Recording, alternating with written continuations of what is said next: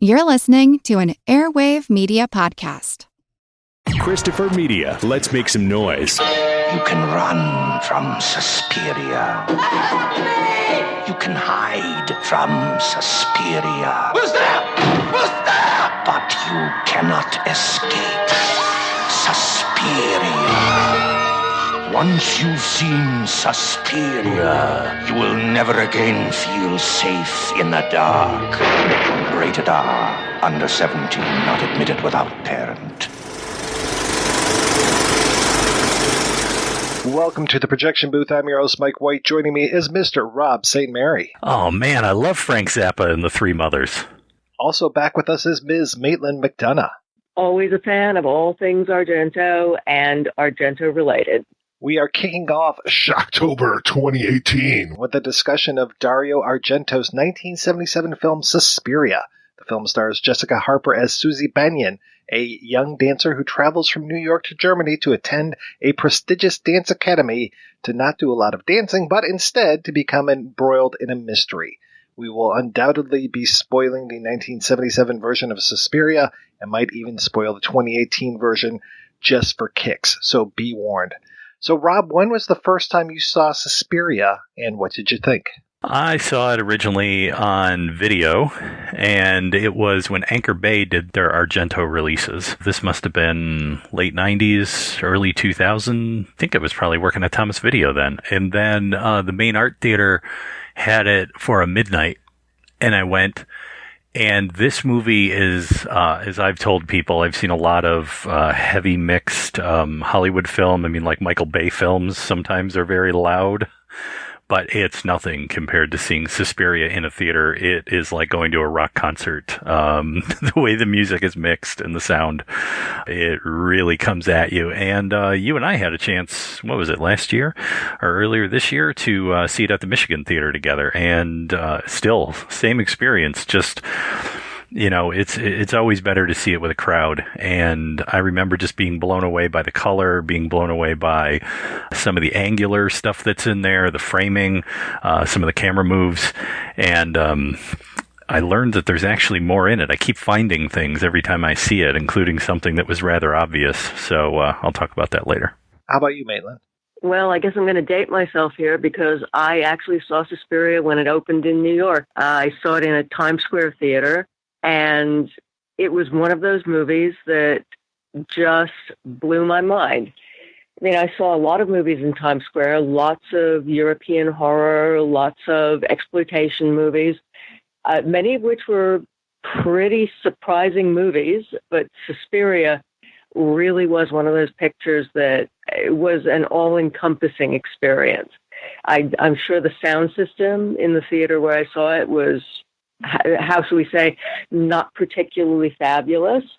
I know from most of my experiences seeing movies in Times Square that the viewing experience generally wasn't great. You know, the lights were usually half up because there was a feeling in those theaters that the management wanted to keep an eye on what was going on there, so they didn't turn the lights all the way off.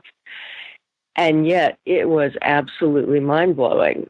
That Goblin soundtrack, those incredible saturated stained glass colors, it was an extraordinary experience. Were you familiar with Argento already at the time? I was familiar with him in that I had seen two of his films, I think, at that point. I'd seen both of them in Times Square, and they were his earlier films. And, you know, as anybody who is a big Argento fan knows, his earliest films really didn't compare to what he did with Suspiria and after Suspiria. Suspiria really was a dividing line between his earlier gialli and his phantasmagoric, surreal subsequent movies.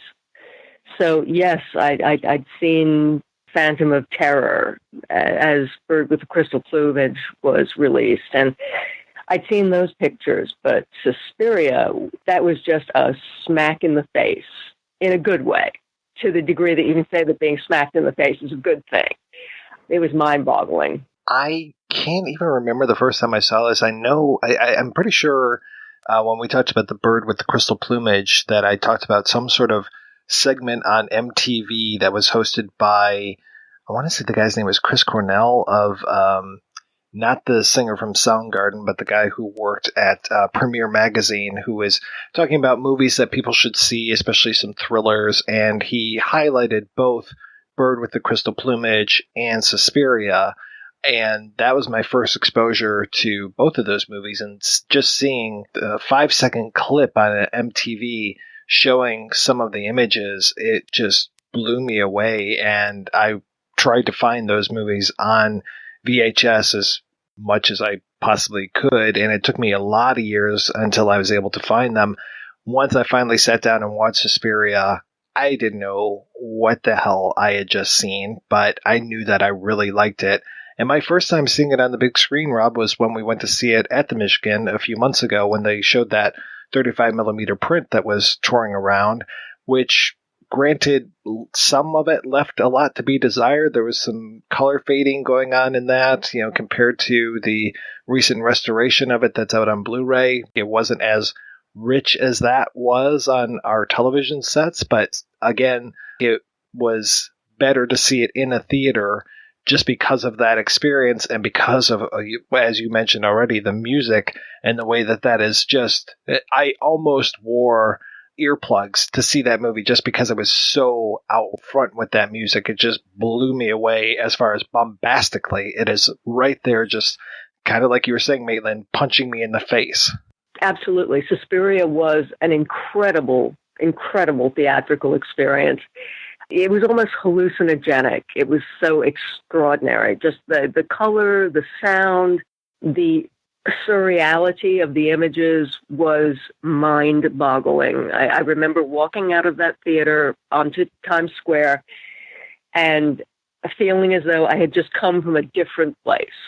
It's not as though I had walked out of a theater. It was as though I had come from another dimension and was now back on 42nd Street, and I was on my way to the subway on 8th Avenue from this incredible world that Suspiria had opened up to me. And I know that sounds crazy, right? That sounds like an acid trip or something, but it really was an astonishing movie-going experience. And in retrospect, when I think about it, one of the things that I remember most is what I don't remember, which is that I don't remember people talking back to the screen. And I don't remember catcalling. I don't remember anything from the audience. I think everybody in that house was as captivated as I was, and wasn't talking back, and they weren't gossiping to people next to them. They were absolutely, completely mesmerized by what they were seeing. And that just really talks about what a great work it is, because it's able to grab you, hold you, take you to another place, get you to buy into these ideas, these large, crazy ideas, and then drop you off after, and it feels like, roller coaster ride. And sometimes, some films can really do that. And to me, this is one that's done it to me over and over again. And then at the same time, there's little things I keep finding, little pieces of visual information. And especially with the new Synapse restoration that Don May and team did over there, there's even more stuff in there that's hiding in the background that I don't remember from video or watching it in the theater. And the movie starts off very much like a fairy tale. I mean, we don't necessarily get a once upon a time, but it might as well be.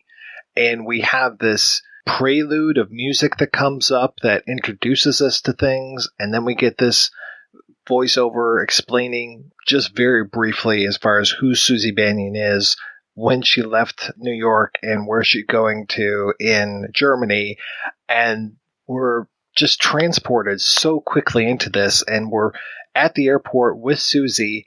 And we have that great transitional moment as far as we're in quote unquote reality with her in this airport and her looking out the sliding glass doors and the way that the music starts to come up whenever we see those doors. And when she leaves the airport, just the monsoon of rain that is coming down, she and the audience are instantly transported into this whole other place where we have this wild lighting scheme, and the lighting is fantastic throughout the entire movie. We have this wild lighting scheme.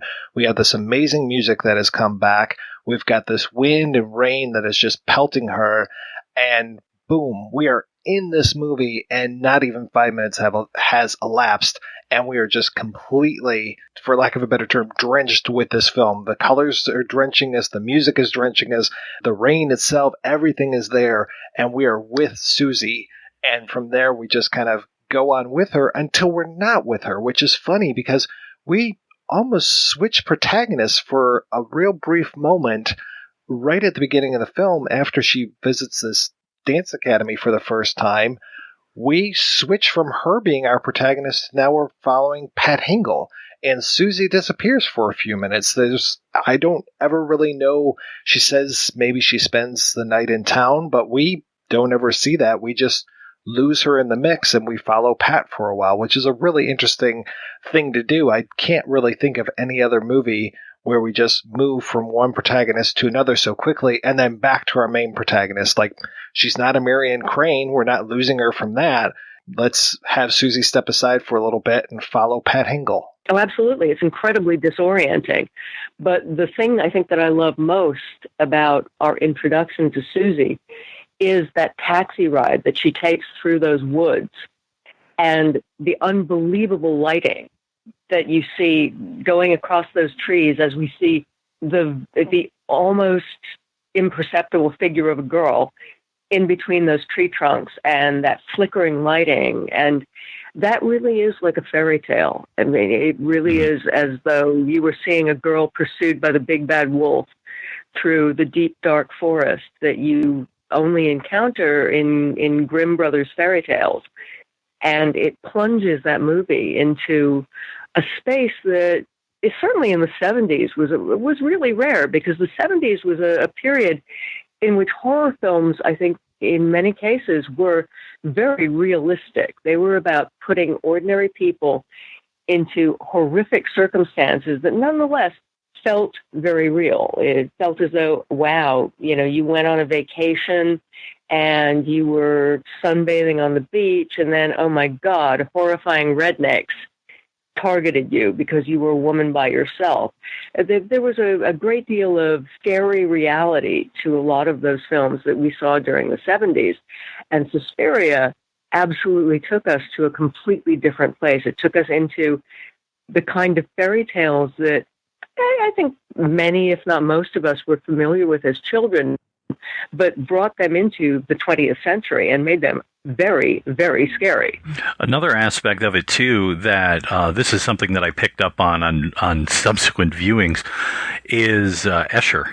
And the use of Escher as a design theme, and even her getting in the cab saying she's going to Escherstrasse, which means Escher Street in German. And, if anyone knows, Escher posters, when I was a kid, were all over the place, with the staircases that kind of go in these odd directions, and they all seem like they're following this like optical illusion. And if there's anything that connects that opening of her saying that from her saying Escher to Escher-like, is when Pat Hingle, we follow her to that apartment. There is one of his motifs of the fish and the birds in the wallpaper. And then also just even walking into that apartment complex, you see these set of stairs go off.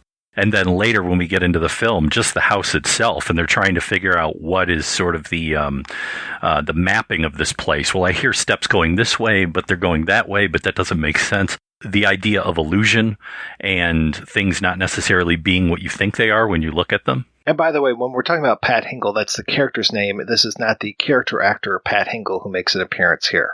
Robert, what's up? Anonymous tip. Napier's cleaning out Axis chemicals. Good Lord, if we could put our hands on him, we'd have prison. Why wasn't I told about this? Who's in charge? Eckhart, sir. Oh, my God. Come on, let's go. This is one of those set pieces, her being followed and worried about something that's over there, and she's staying in the apartment, and she's looking out the window, and then these eyes, and then the eyes, and then, of course, there's the hand, and we all know that typically it was Argento who was doing the close-ups with the, the stabbiness. is that as a set piece, like when you want to talk about horror set pieces, it is horrific, but also from a design and a color standpoint, it's one of the most beautiful scenes that I've seen in a horror film of a death, with the stained glass and all of this. I mean, just, it is horrific and has this odd sort of beauty to it that you can't kind of look away at the same time that you want to look away. That is Suspiria from top to bottom. I mean, Suspiria is horrifying. It's grotesque. It's all about the spectacle of baroquely horrible death, and yet it is incredibly beautiful. It's the thing that made Suspiria such a landmark when all of us first saw it, because I can't think of a film like that I saw before Suspiria. And I'd seen a fair amount of European horror movies that were very stylized, that took a much more aesthetic approach to mayhem than most American films. But Suspiria really took that all to a new level. It took that Escher-like inversion of the thing you think you're seeing, and yet then it turns around and it's something else. It took the notion of design on walls, in images, every place in the film, to a new level. I mean, Suspiria really was, I think, for most of us who saw that film for the first time in the 70s, a great leap forward in the aesthetic design of horror cinema.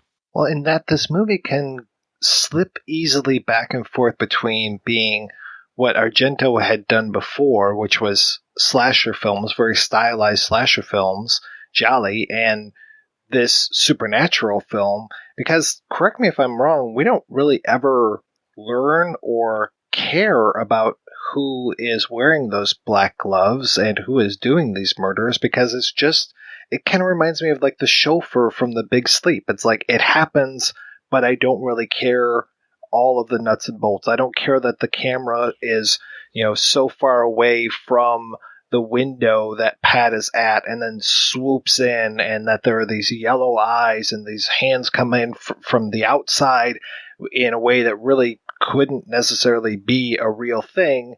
But I don't really care if it is a real thing, and I don't care who it is that's doing the pursuing. I just know that there are bad forces at work. I just feel like it was answered with the ending, that it's just the witches. Sorry, I just spoiled it.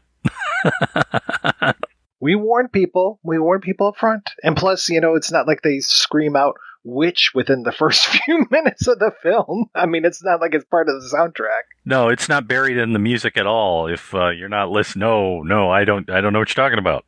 Screaming at you over and over again as they're going through that black forest, and you get the crazy flash of lightning, and you see a figure on one of the trees, and you're just like, okay, yeah, there's some really bad stuff going on here. And I love, we've talked especially in the Bird with the Crystal Plumage episode about investigation and investigators, and just, so many of the gialli were, procedurals and mysteries. And we have that here as well, where we have Suzy and then Pat and Sarah, basically three women who are looking into things that are happening at this dance academy.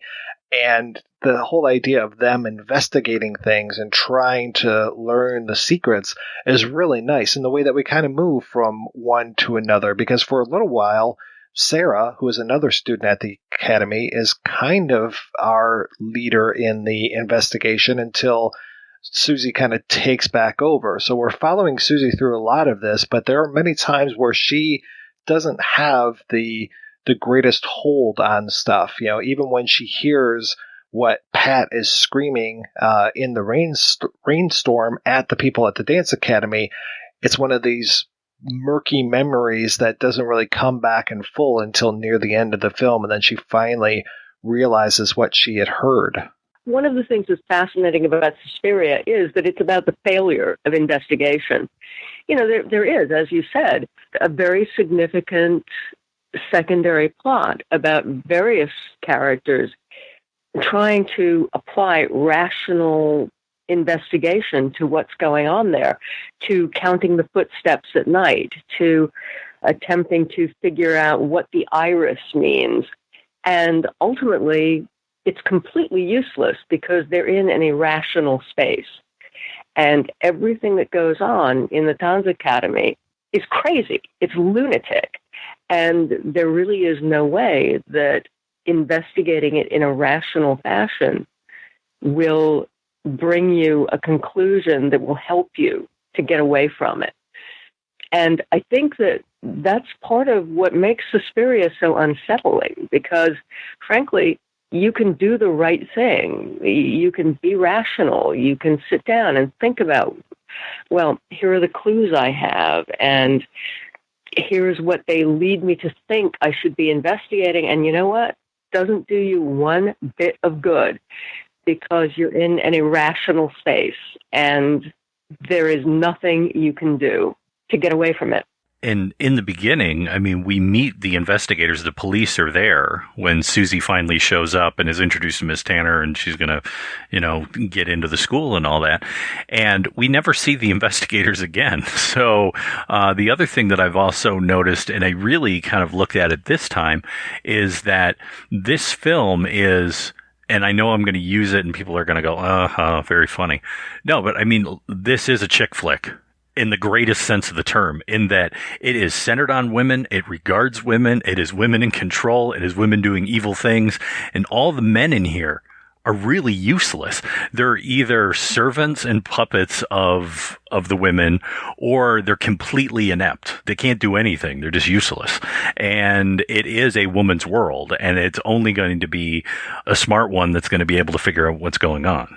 Or they're blind, or they're crippled. I mean, the men in this movie are 100% useless.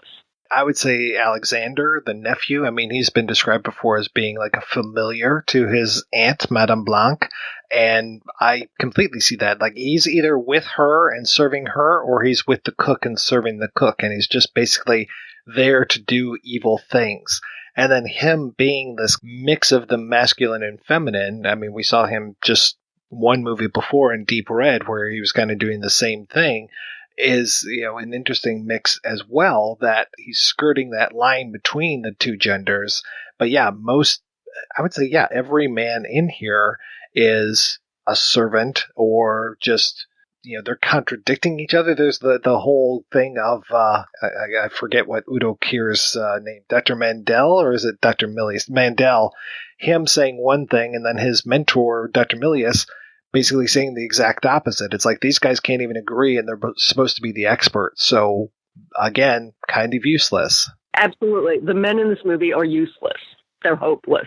We should talk about Ms. Tanner, because Alida Valdi as Ms. Tanner is one of the most remarkable characters. I think she even has more to do and more screen time than Madame Blanc. And I love Joan Bennett. Joan Bennett was amazing in so many of the things that she did. But Alida Valli as Ms. Tanner, with that wonderful smile and those crazy curls on her head, she looks like she stepped right out of the animated sequences from Pink Floyd's The Wall. She just has that look about her of like, I am a matron and you are going to do whatever the fuck I want to say. And just her being so rigid about stuff.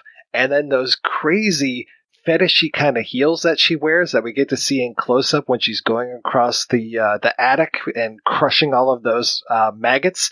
Fantastic. I'm sure that there are guys who just still frame that and just have their way about themselves with that, because she is magnificent. Oh, and she is pure Third Reich. I mean, she is basically, without saying Nazi and wearing an armband, she is a Nazi.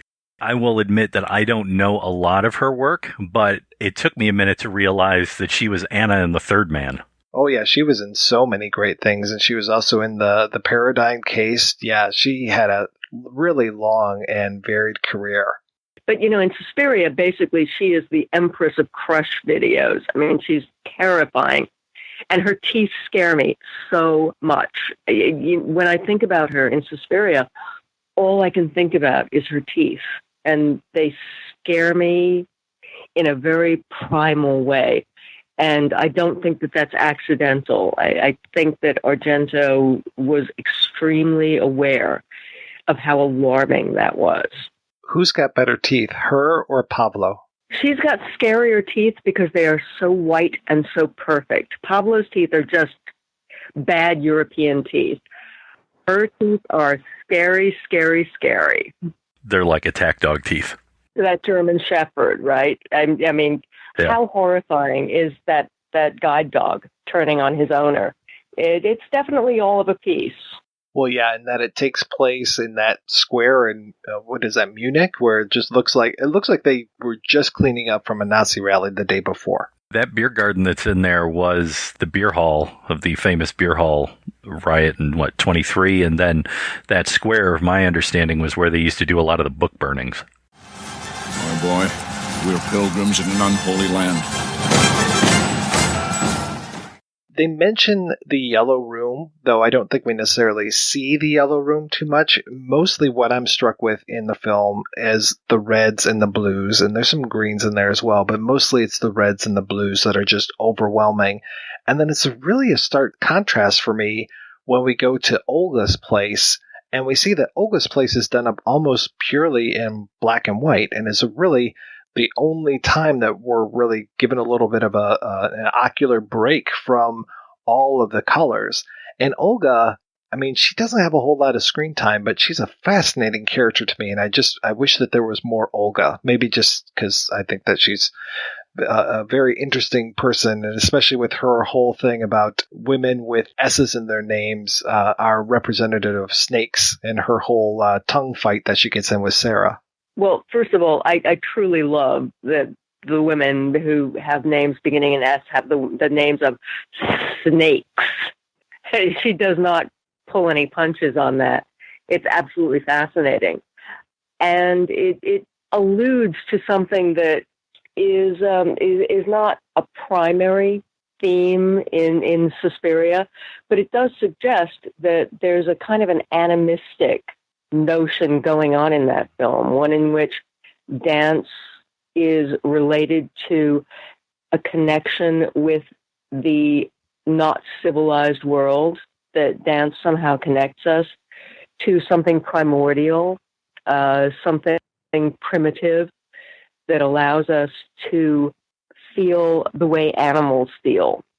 And I don't think that that's very clearly developed in that film, but I think that the women whose names begin with S have the names of snakes alludes to it in a certain way. We're talking about a movie that was primarily Italian, but then dubbed into English. But I don't think it's any coincidence that Secret and Iris also have strong sibilant S's in there as well. I think that's all by design. And then, to the animals and the animistic thing, we were just talking a little bit about Daniel's seeing eye dog, and that becomes a murder weapon, basically, I think is very intentional, and I'm surprised that there aren't more animals that show up in this film.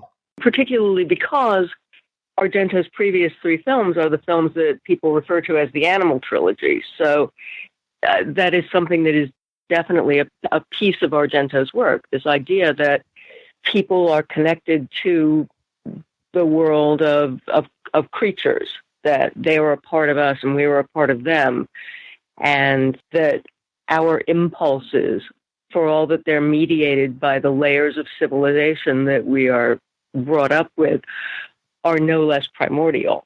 And the whole idea of the light that strikes her eyes, I mean, this isn't necessarily what we would consider like a typical spell from a witch. We're not seeing any sort of eye of newt or any of those kind of things, but that what affects her so much is just being hit in the eye with a beam of light, and that's what pretty much takes her down and really puts into motion a whole lot of machinations. The idea of her staying away from the dance academy, living off campus, is such an affront all of a sudden to they're the ones who suggest like you need to live away, and then it's like no you need to come back, and they're kind of jerking her back and forth as far as no we want you to do what we want to do, and it's really what I feel is like very much a power play, and we want to break you, you shouldn't be able to say no to us. Right. And then also consider Iris again as Iris as in the eye. seeing things that aren't there, things that are what you think it might be, but it might not be. The other thing also, when we get into Madame Blanc's office, once again, more Escher paintings, design, the staircases all going all these different directions. And then the other thing I noticed, we were talking about the architecture of the building. You know, they talk about the yellow room, and then there's the blue room that we see, and there's the red, is that the irises on the wall are corresponding colors to those various rooms that we had seen in the past as well. So we need to keep them under control. I think that the women who are running the show here at the school understand that it's only through keeping these soon-to-be young women, independent women, as young girls as long as possible is really the way to go. And it's my understanding from the readings that I've done and interviews that Argento actually wanted to cast this with teenage girls, but couldn't get away with it due to the content. So you'll notice that a lot of the architecture is out of skew. So the door handles are up higher, and he was trying to make it seem like they were smaller in stature, but I don't necessarily know if that works so well. I didn't notice that until someone had pointed it out to me. I guess that's very much a Hitchcock and Rebecca kind of a thing. And really, I guess Mrs. Tanner could be a distant relative of Mrs. Danvers. One of the things that's interesting about the remake of Suspiria is that it is very explicitly involved with the notion that the dance world is a world of very serious domination, or one in which to enter that world is to be subservient to it. And I think that idea absolutely is present in Argento's Suspiria, but that it is expressed more explicitly in the remake of Suspiria. And the reason I mention that is because I spent a very significant portion of my life working in the dance world. And the dance world really is a cult. And I don't mean that in a bad way, but to give yourself over to being a dancer is to separate yourself from your previous life and to commit yourself to the world of the dance. And I think you see that in Argento's Suspiria, but you see it even more in the remake of Suspiria. People have joked around that Suspiria is a dance movie without very much dance. And it's after she gets hit in the eye with that beam of light that we have one of the very few dance scenes. And it's, I think, the only time we really get to see Suzy Banyon trying to do her thing, but she is in no shape to do anything. So it's very odd, and to the point of, why was this at a dance studio, other than those points that you were just making, Maitland? Because we really don't see these women dancing. There needs to be a reason to get these women together in the story, and it's basically under the impetus of a dance academy, but it could be under the impetus of anything else. It could have just been a regular school, but I think, to what you were saying, dance brings along with it a whole lot of other things, and the whole idea of the structure and the commitment and the equipment, and they're even talking about the different dress that you have to have, the different shoes that you have to have.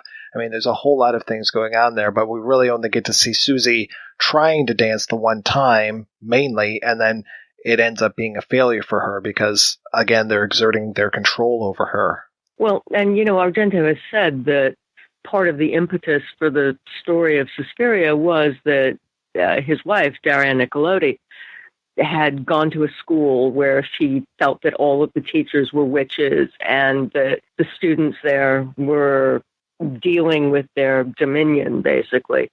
But in the new Suspiria, it is very much about the world of dance. One of the most unconvincing things for me in Suspiria, the Argento version, is the moment where you see Suzy going up on point. And, my God, her ankles are roughly as strong as mine are, which is to say, totally not up to snuff for standing up on point. I mean, she is staggering, frankly. But in the new version of Suspiria, which is not set in a ballet school, it's set in a dance school, but a modern dance school, so nobody's on point. the dancers are actually quite convincing dancers, and the notion that dance is a cult is very much present throughout the film. And I think dance is a religion, quite honestly. And it's a religion that can go in a lot of directions, some good and some not so good. So once Suzy has her collapse and they revive her by forcing her to drink, it's really kind of an unpleasant scene watching them force her to drink. She's being counseled by Dr. Vertigast. And if that name is familiar to folks who are loyal listeners of the Projection Booth, that's because that's the same name that we have way back in The Black Cat with Bela Lugosi and Boris Karloff. And there is no doubt that that was a purposeful naming there. The whole idea of them controlling Suzy through this red wine that they're giving her with every meal. I mean, we are not even a decade north of Rosemary's Baby. It so reminded me of the Tannis root necklace that Ruth Gordon gives to Rosemary to, help her with her instability, which is actually, again, a control mechanism. I'm sure that it had been done many times before, but I guess just because of the whole idea of all of them witches and trying to control this poor girl really brought it home as far as the connections there.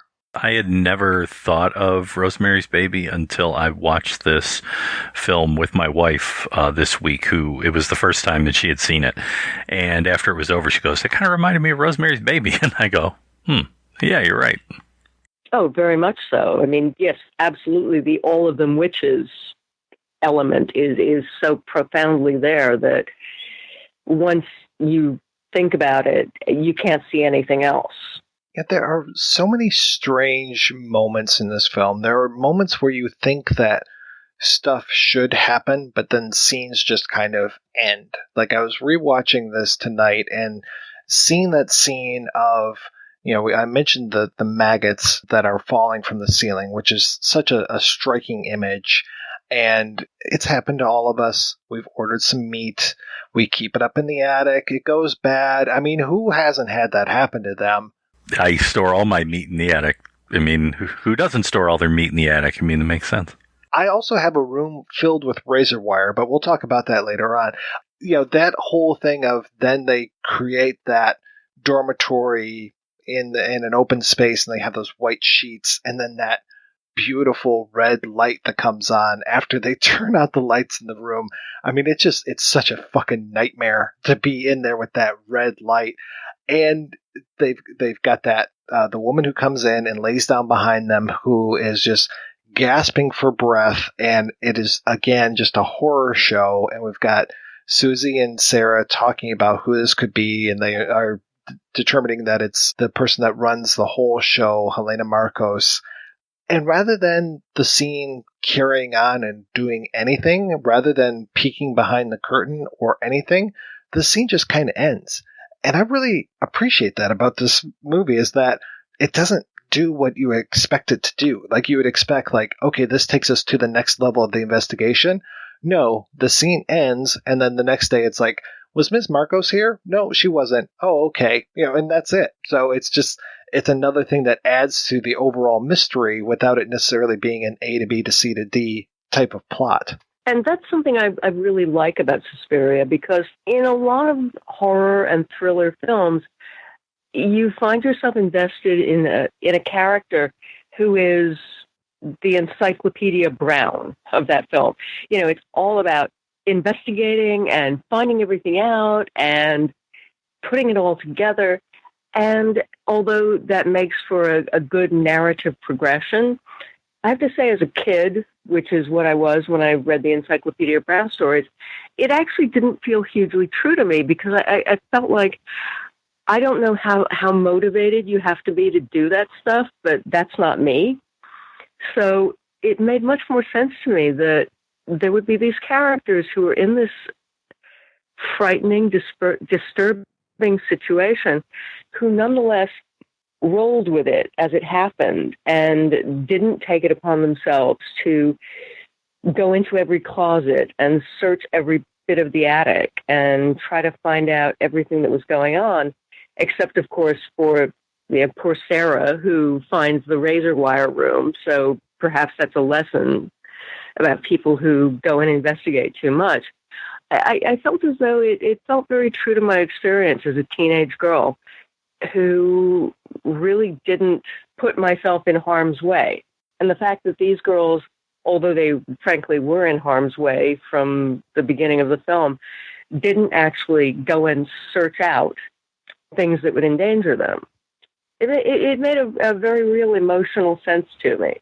Yeah, you always get that moment in the horror films where you're like, why are you doing that? Why are you going into the dark room? Why are you following this, spooky person down a dark hallway? Those kind of things. Let's hide in the attic. No, in the basement. Why can't we just get in the running car? Are you crazy? Let's hide behind the chainsaws. We'll eventually get there with this, but at this point, they're just like, okay, yeah, there's this creepy person behind this curtain.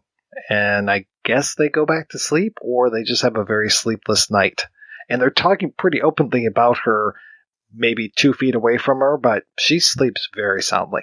And by the way, when I'm making these smart-ass remarks, I'm not trying to poke holes in this movie at all, because I love every bit of it. And I find that the things that don't make 100% logical sense don't matter. Like I said, who cares about who's wearing the black gloves in this movie? There are spooky things afoot, and that's all I need to know, is that this movie is spooky as shit. Like plenty spooky? I think this movie makes a kind of dream sense, and I think we're kind of all on the same page there. It feels like you're in a nightmare, and when you're in that nightmare, everything makes perfect sense. And then when you wake up and maybe try to write it down, which I have done from time to time, you look at what you've written down and think, well, wow, that doesn't make any sense. Why didn't you do this, that, and the other thing? And it's because it wasn't dream logic. Suspiria is a film that absolutely operates on dream logic. I guess it goes way back to the first time that you ever saw this, and that there weren't people yelling at the screen, because it doesn't really matter. And you're more the dreamer at this point watching this film along with these people who are in the dream than necessarily being that smartass in the balcony yelling, why did you do that? Why'd you go in that room? What the fuck you gonna do now? You done drop your pistol when you bust in the window. That's your ass, I guess. Yeah. You're there struggling with Sarah as she's trying to build that makeshift ladder to get out of the room where the killer's pursuing her, and then you're there with her when she dives headfirst into a room filled with razor wire. And to your point, Maitland, it is a nightmare. I mean, who keeps a room full of razor wire? This is just this nightmarish situation that comes up. She goes out of the frying pan and into the fire with this.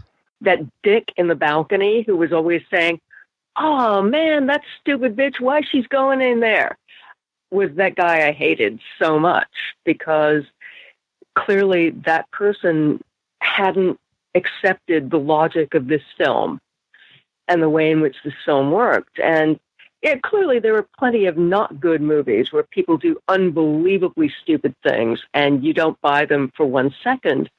But Suspiria, because it is operating on this kind of hypnotic sleep logic, made complete sense in a completely nonsensical way from beginning to end.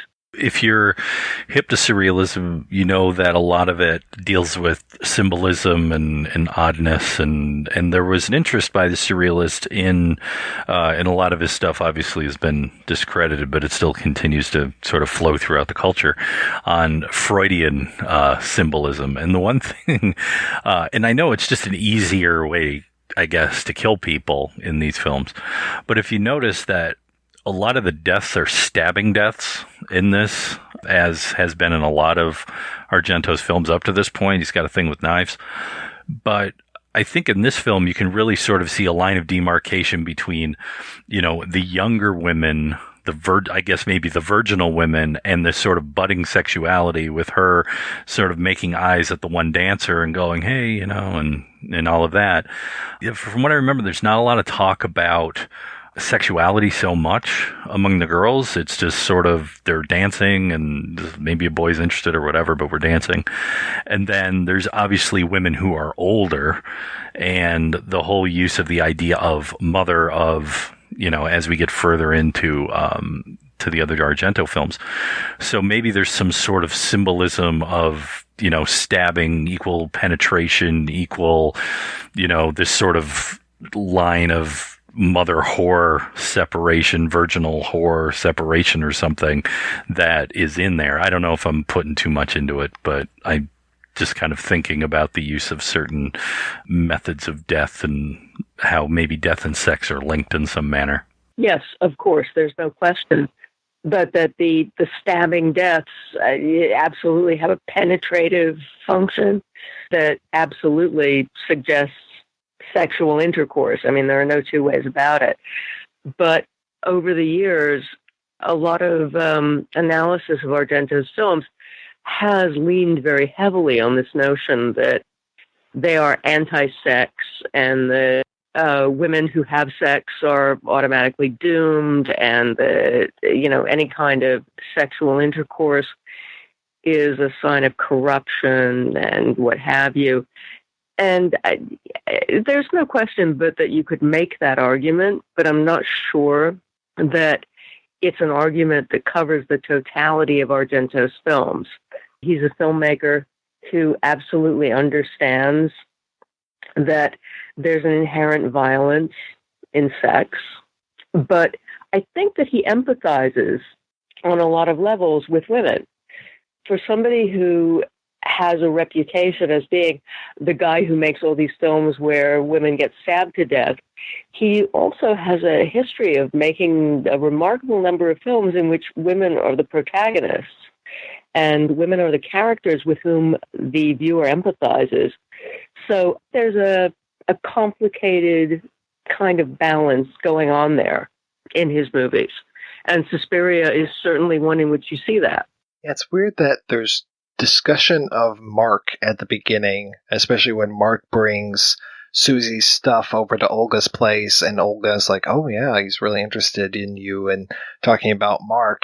And then Mark just kind of fades back into the wallpaper. Like, he really is a non-character. He's there at the beginning, get a little bit of him in the background when there's discussion with Madame Blanc at the beginning and Ms. Tanner, and then he shows up at Olga's place, and we don't get a whole lot more of him. He's not a love interest. Like in any other film, you would expect that Olga would have the hots for him, but he wants Suzy, and she's the bad girl and one's the good girl, and then he's caught in the middle, and blah blah blah.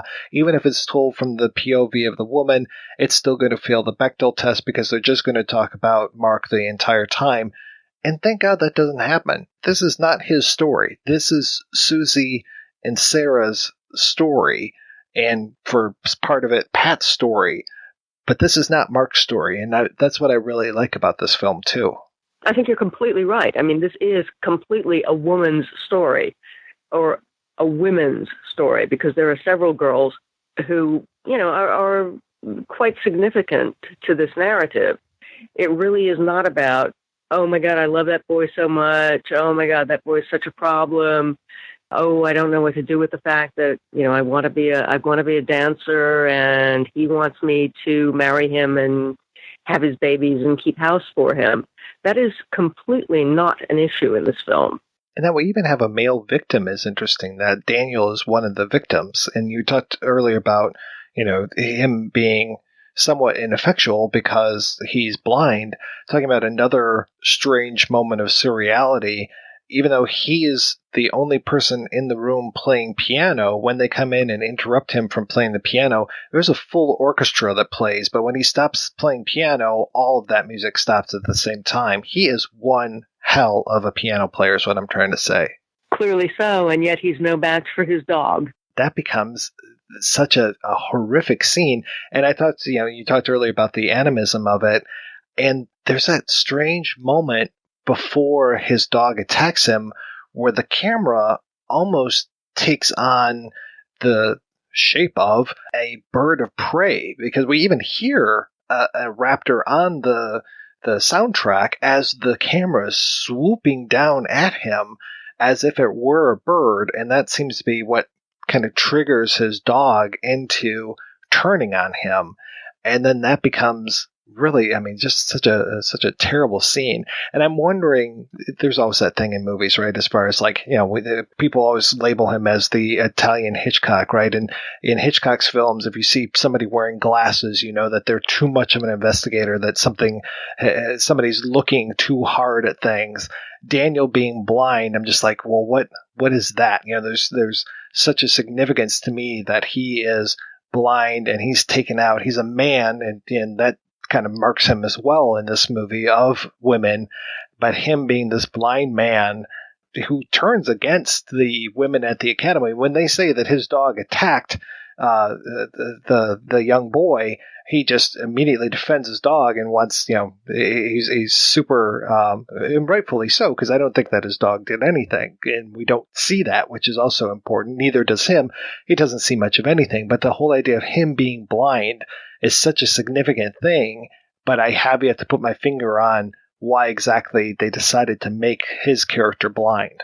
I'm not sure, but I do have to say that sequence really reminds me of the film Night of the Eagle.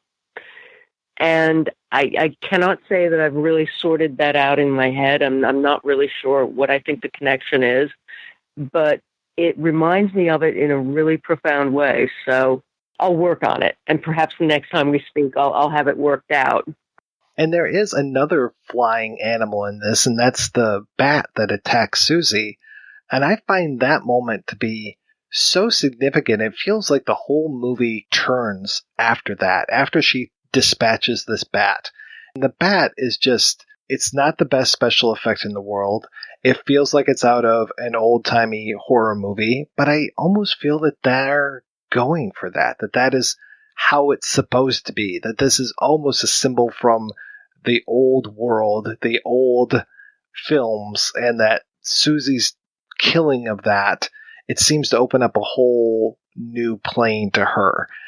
You could assign all kinds of sexual metaphors to what's going on there, and I think you would be absolutely in the right as far as this being, you know, kind of her deflowering and going out into the world after that, because after that, there's no stopping her. I must confess that I have never known quite what to make of that bat sequence, but your analysis of it is the best I've heard. You know, I'm so dense that sometimes things that are sitting right in front of me I didn't realize. So she's doing the thing again where she's laying in bed and going, right, okay, how many footsteps, where are they going? She follows them. And this is part of where I saw this really well on the new one from Synapse, is all the writing down the hallway and all the little intricate touches down the hallway.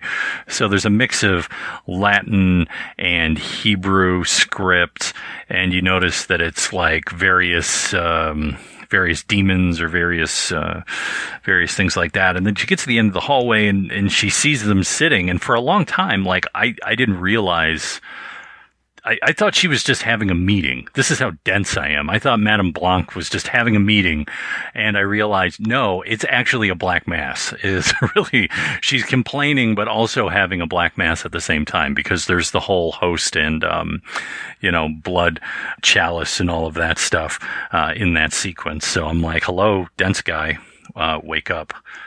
The other thing in there, and I love this little touch, because it's something that thematically doesn't fit, I don't think, because there's not really a lot of birds. I mean, there's the birds on the wallpaper in the Pat Hingle apartment before her death. But it's a nice little nod, I think, back to his own first film with the peacock there and her using one of the, crystal pieces from the bird with the crystal plumage there to do the deed at the end. I do love the bird with the crystal plumage illusion. It's pretty fabulous. And it's such an ugly, beautiful piece. I mean, I would love to have one of those in my house. Oh, me too. Well, I will neither confirm nor deny that I knew that they were having a black mass until this very moment. I didn't. So you were up on me with that one. I thought it was also a meeting, and they were deciding what they were going to do with that American Girl So I did not see the chalice and the host and all that stuff either. So bravo, sir. Way to go. And it's one of those things that's sort of hiding in plain sight. Like, if you're looking for one thing, you see one thing, but if you're looking for something else, you probably see something else. So, I'm sure that for a really Catholic Italian audience that went to see this, they would go, oh, they're giving her this wafer, and then the way she's drinking from the cup, that is very religious, very ritual, very black mass. But to me, the first time I saw it, and every time since until the last time I saw it, I go, she's just complaining about that American girl and what they're going to do about her. I also love the idea, though, that all of them witches are part of a European tradition of dance, and that Suzy Banyon is this little American bitch coming in here with, her own ideas of, oh, maybe dance should be this or that or the other thing, and that they're quite hostile to her, and that her New World approach to what they're doing is really offensive to them. And perhaps that's my perception, because I am aware of the hostilities between Old World dance and New World, which is to say American dance. But it seemed to me to be a thing in this film. I can see that, and especially that Suzy never really struts her stuff as a dancer, and that she's supposed to be this hot shit that's coming over. It's, even when Mrs. Tanner is saying, yeah, I want to see you do your thing, hey, you people talk about you, I want to see it, and then she fails miserably. Again, I think that's more of a humiliation thing than anything. It's just like, yeah, oh, way to go, look at this, she can't do anything, and now she's bleeding from her nose and mouth. Oh, I can't believe it. In some fundamental way, there is a conflict in this film between an old world school of dance and a new world school of dance. And Suzy, frankly, is not really a great ambassador for the American, or whatever else you want to call it, school of dance, because she's not up to it. I mean, when you see her in the studio staggering, with her ankles both, bending, and her inability to even stay on point, she's not very impressive, and yet she represents a new world of dance. And I don't think it's any coincidence that Madame Blanc knew of her aunt, or knew her aunt way back when, because that kind of is a little bit of a connection and a little bit of a rivalry there as well, I would think. Yeah, there's also the add-in as well, that there's the poster for the Bolshoi when she gets off the plane, and then when she's ill and she wakes up and finds she's the only one there and asks someone, well, where did everyone go? She says, oh, well, Miss Tanner bought tickets for everyone to go to the Bolshoi, which she didn't go to. And then there's also a conversation in there, I think this may have been when her ankle's all messed up and she's all woozy, where there's like a little teach about, it's just a few lines where it's like, dance started, like this. And there's this sort of history lesson of what that was all about, kind of thing. They're explaining sort of the history of dance to the girls as they're doing their stuff. Well, and it kind of mirrors that idea of Professor Mandel, the Udo Kier character, talking about that history of these dancers and the history of these witches, I should say.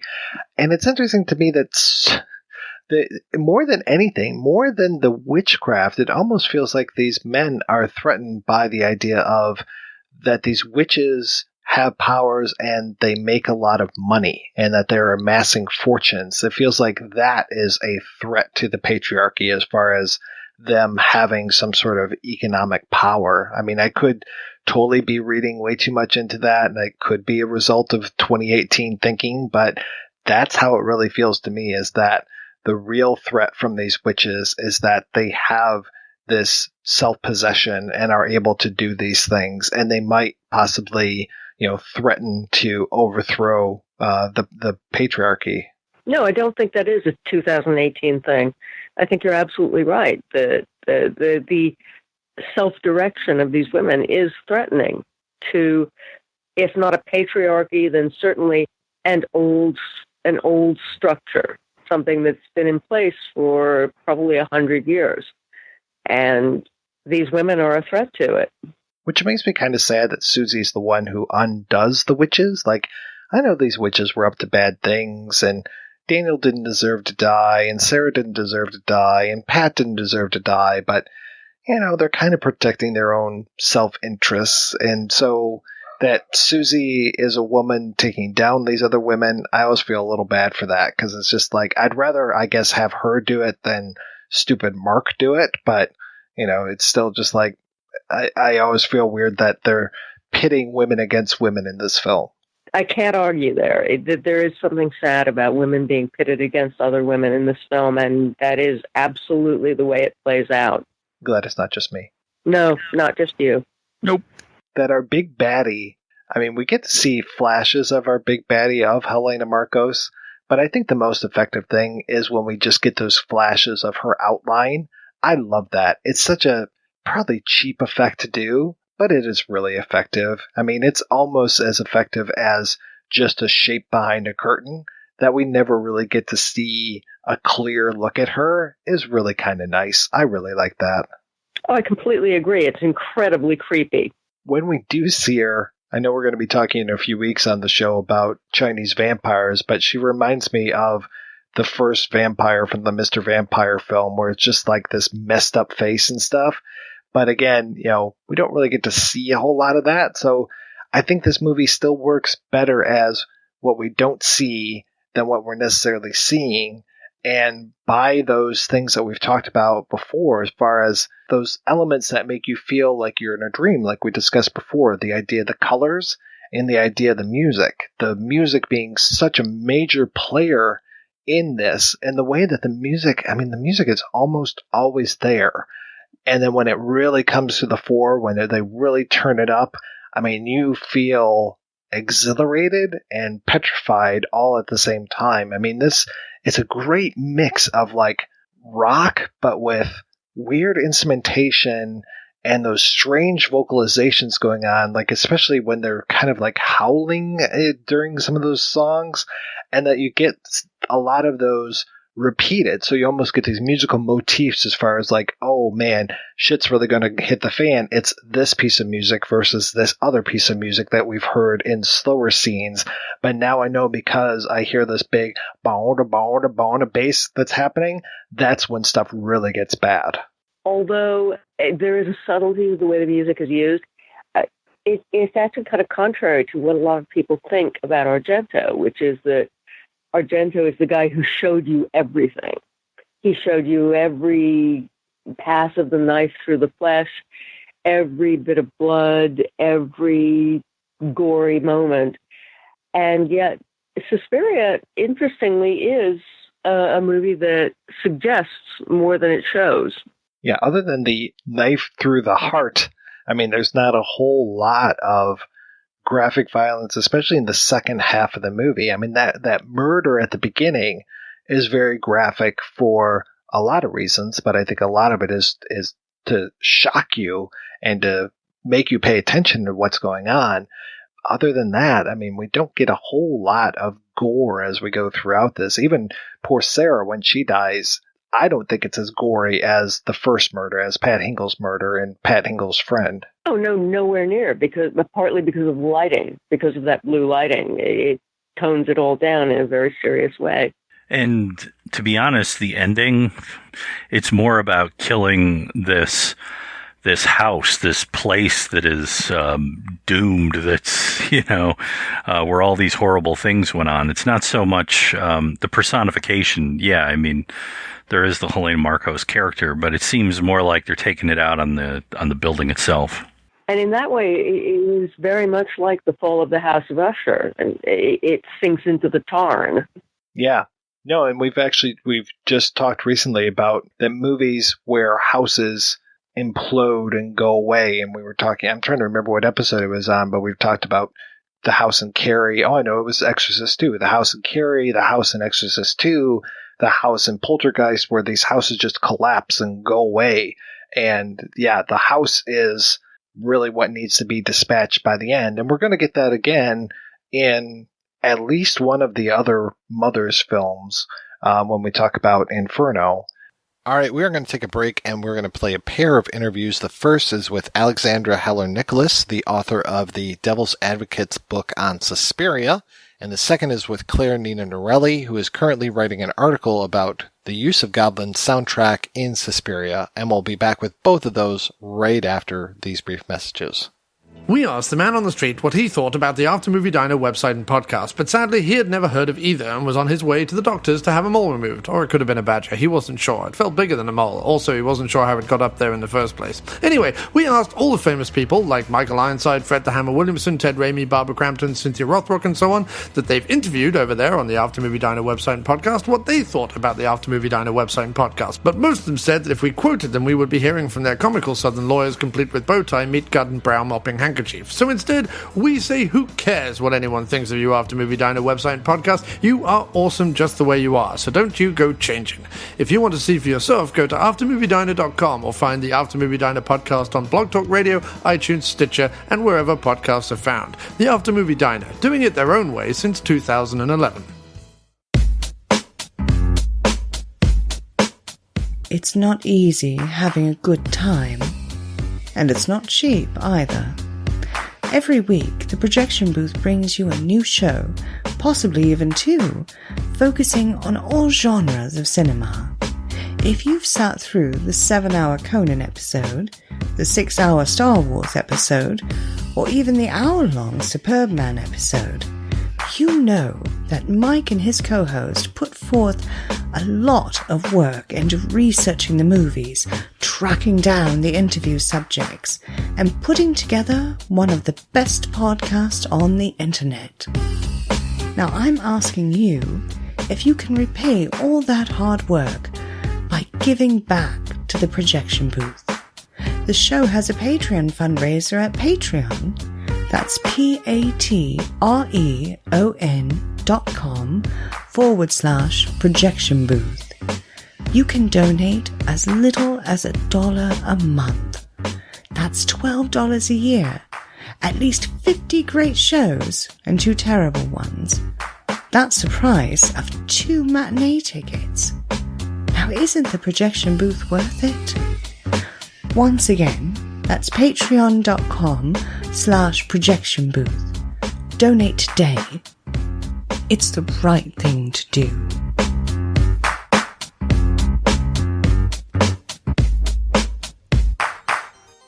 Do you like great music? Do you like in-depth podcasts? Do you like the idea of putting great music under the microscope?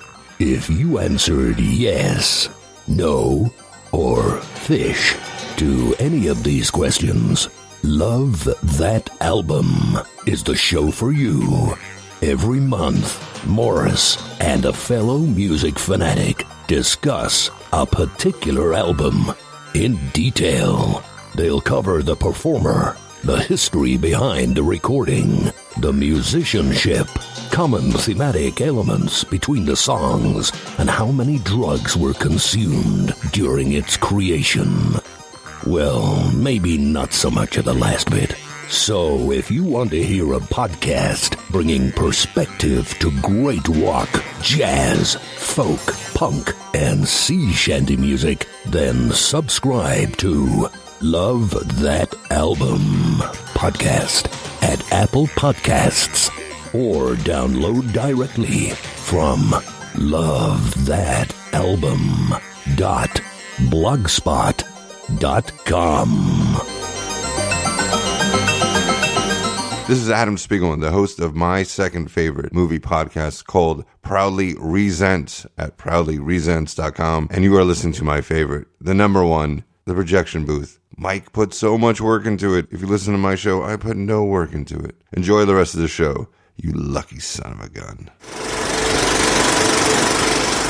I'm going to talk to you about Suspiria, but before that, I want to let people know more about you and about the great work that you've done. So I'm going to ask you to tell me a little bit of the Alexandra Heller-Nicholas story. What got you interested in writing about films? I started off writing about music, I guess in that strange liminal time between, so the internet was around, but it was nowhere as big as it is now. You know, there was Usenet, but there wasn't social media. So I started with a wonderful ex-boyfriend of mine, a really great person. We started a zine together that got picked up for newsagent distribution. And from there, I really started writing a lot about music for street press and things like that. And we did that really until we went our separate ways. And around that period, I think, you know, when you suffer a breakup, I decided to focus more on my uni studies because I'd really neglected what I was meant to be doing, which was studying. And I was doing film studies. And I think all the energy from my freelance writing on music really turned towards film studies, academic film studies. But I think after I finished my master's thesis, my ego just came back. And it's great that I've read, you know, it's great that I've written this thesis. It's great that I've done all these academic articles and things like that, but nobody reads them. I want to write for people. That was when I turned my master's thesis was really the sort of starting point for my first book, which was on rape revenge film. And from there, I really quite consciously worked towards, I still am an academic. I have a PhD. That's where my money comes from. That's my day job. But to me, if I can't speak to people, then, you know, what's the point of it all? So I really like film criticism is where my voice is the strongest, I think. And it's very important to me to be what they call in academia public facing, but what I call just writing so people can understand you and hear you and not speaking in jargon. That sounds very negative. I think that academia does have positive things about it, but to me it's about balancing them. That sounds more positive. Some of my favorite books on film, most of my favorite books on film are written by academics, and they're masterworks. They're just incredible, incredible books, but they cost $300, $400. You know, academic publishing is very much oriented towards libraries buying them, and they're lost. They're just lost. You know, you get the odd book that comes through, like Carol Clover's Men, Women and Chainsaws, I think is the really classic one. You know, those kind of breakthrough books that really cross both academic and public audiences. Adam Lowenstein's Shocking Representation, I think, comes close, and that's without doubt one of the books that had the biggest impact on me, not just as a film critic, but also as a horror fan. I think that book probably had the impact on me that Men, Women and Chainsaws did. So they're out there, those books are out there, but I think that those kind of academics, you know, in a way they're the kind of benchmark for me, and that, you know, you can actually write books that really speak to people and not just other academics. It's okay to speak to other academics, but the goal to me is to speak to a whole bunch of people. So how did you get to work for Senses of Cinema? Well, we're based in Melbourne, where I left Senses at the start of the year, but as you can tell, I'm still attached. I love it. It's, you know, I was very sad to leave, but unfortunately a few things, just workload, I just couldn't manage it anymore. So I was very sad to leave. I learned about Senses, I guess, when I was an undergraduate, because my lecturer and a wonderful man who would become my honours and my master's thesis supervisor, he was the editor at the time, a guy called Rolando Caputo at La Trobe University. Through him, I mean, Melbourne's a small town, so I've known people that have been involved. My friend Cerise Howard, who's a film critic and from the Czech and Slovak Film Festival, she was involved for a long, long time. The wonderful Michelle Carey, who was the artistic director of the Melbourne International Film Festival until very, very recently. She's just moved to Germany. But she's been involved in Senses for over 15 years. She's been there almost as long as it's been running. Not quite, but she certainly came on board quite early. And she's still there. So I knew people. Yeah, it was this sort of stars in alignment that I'd already had experience in editing. And again, straddling both academia and mainstream film criticism was a really good fit for Senses of Cinema. And I loved it. I just had a ball. It was such an extraordinary experience. Did I read that you're also a podcaster as well? I was a film critic on a community radio film criticism program here in Melbourne. The station's called Triple R. It's quite legendary, quite iconic cultural institution in the town that I live in. And I was a film critic on that show for 3 years, called Plato's Cave, which is still going. Some wonderful friends of mine are still there.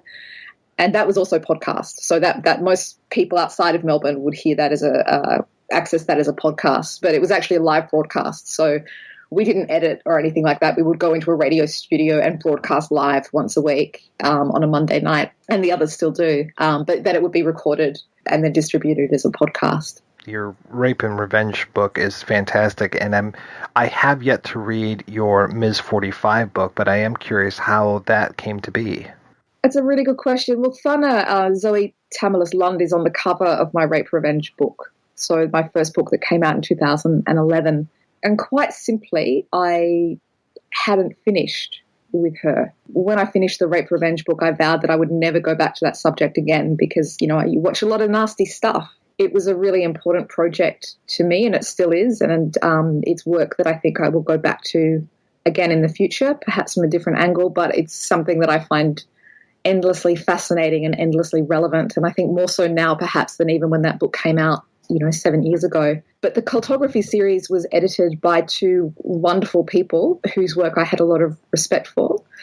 And I put in an application to do a single focused book. So sort of like the Suspiria book, but one specifically on Ms. 45. And it was really nice to just sit down and take the time with that film that I really think I needed to, because I knew that it was a really important film for a whole bunch of reasons. And just having the space to be able to work through that on its own merits, not trying to sort of talk about, hundreds and hundreds of other films at the same time. It was a really great experience. I got a lot out of writing that book.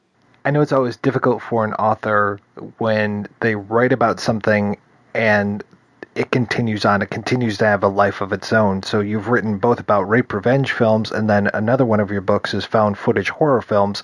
And both of those genres just continue going and probably will until the end of time. It's got to be a little frustrating for you, though, to continue to see these other movies that are coming out and be like, gosh, I wish I could write about those right now and put those back in my book. When I wrote the rape revenge book, there was very little out there. There was Carol Clover, of course, does great work in Men, Women and Chainsaws on it. There's a book by a wonderful book by a woman called Jacinda Reed called The New Avengers, which is really the first book dedicated specifically to rape revenge film. It's a really interesting read. And then came my book. Now, there's been other books since then. There's been books more on, violent women and things like that, which are great. So the dialogue is still going and the conversation's still going. So with rape revenge, I feel that I could come back to it with Ms. 45, and I'm really at the moment in the very, very early stages of working on a project that I feel extremely passionate about, which is a subject that I feel has been ignored in many, many ways, which is about the representation of sexual violence in films made by women directors. So that's something that I'm working quite heavily on at the moment. So that will, of course, take me towards rape revenge as well, because that's something in the past there's certainly been some rape revenge films made by women, but we are seeing, I think, quite a lot more. But even just in general, just representations of sexual violence in films directed by women, I think, is a subject. So yeah, there's always ways back, if you know what I mean. So not to go back and do the same project, but to pick up the conversation and just keep it moving. Found footage, I have to say, with found footage, I haven't felt the need to continue that conversation because so many other people are doing such great work. And I guess that was slightly different from the Rape Revenge book in that there wasn't any other book really at the time when that book came out. So I was sort of just etching, just making the preliminary little scratches in the ground on the subject, and other people have come along and done wonderful, wonderful work on, the idea of digital horror more generally. So I think for me that book really was mostly about the prehistory.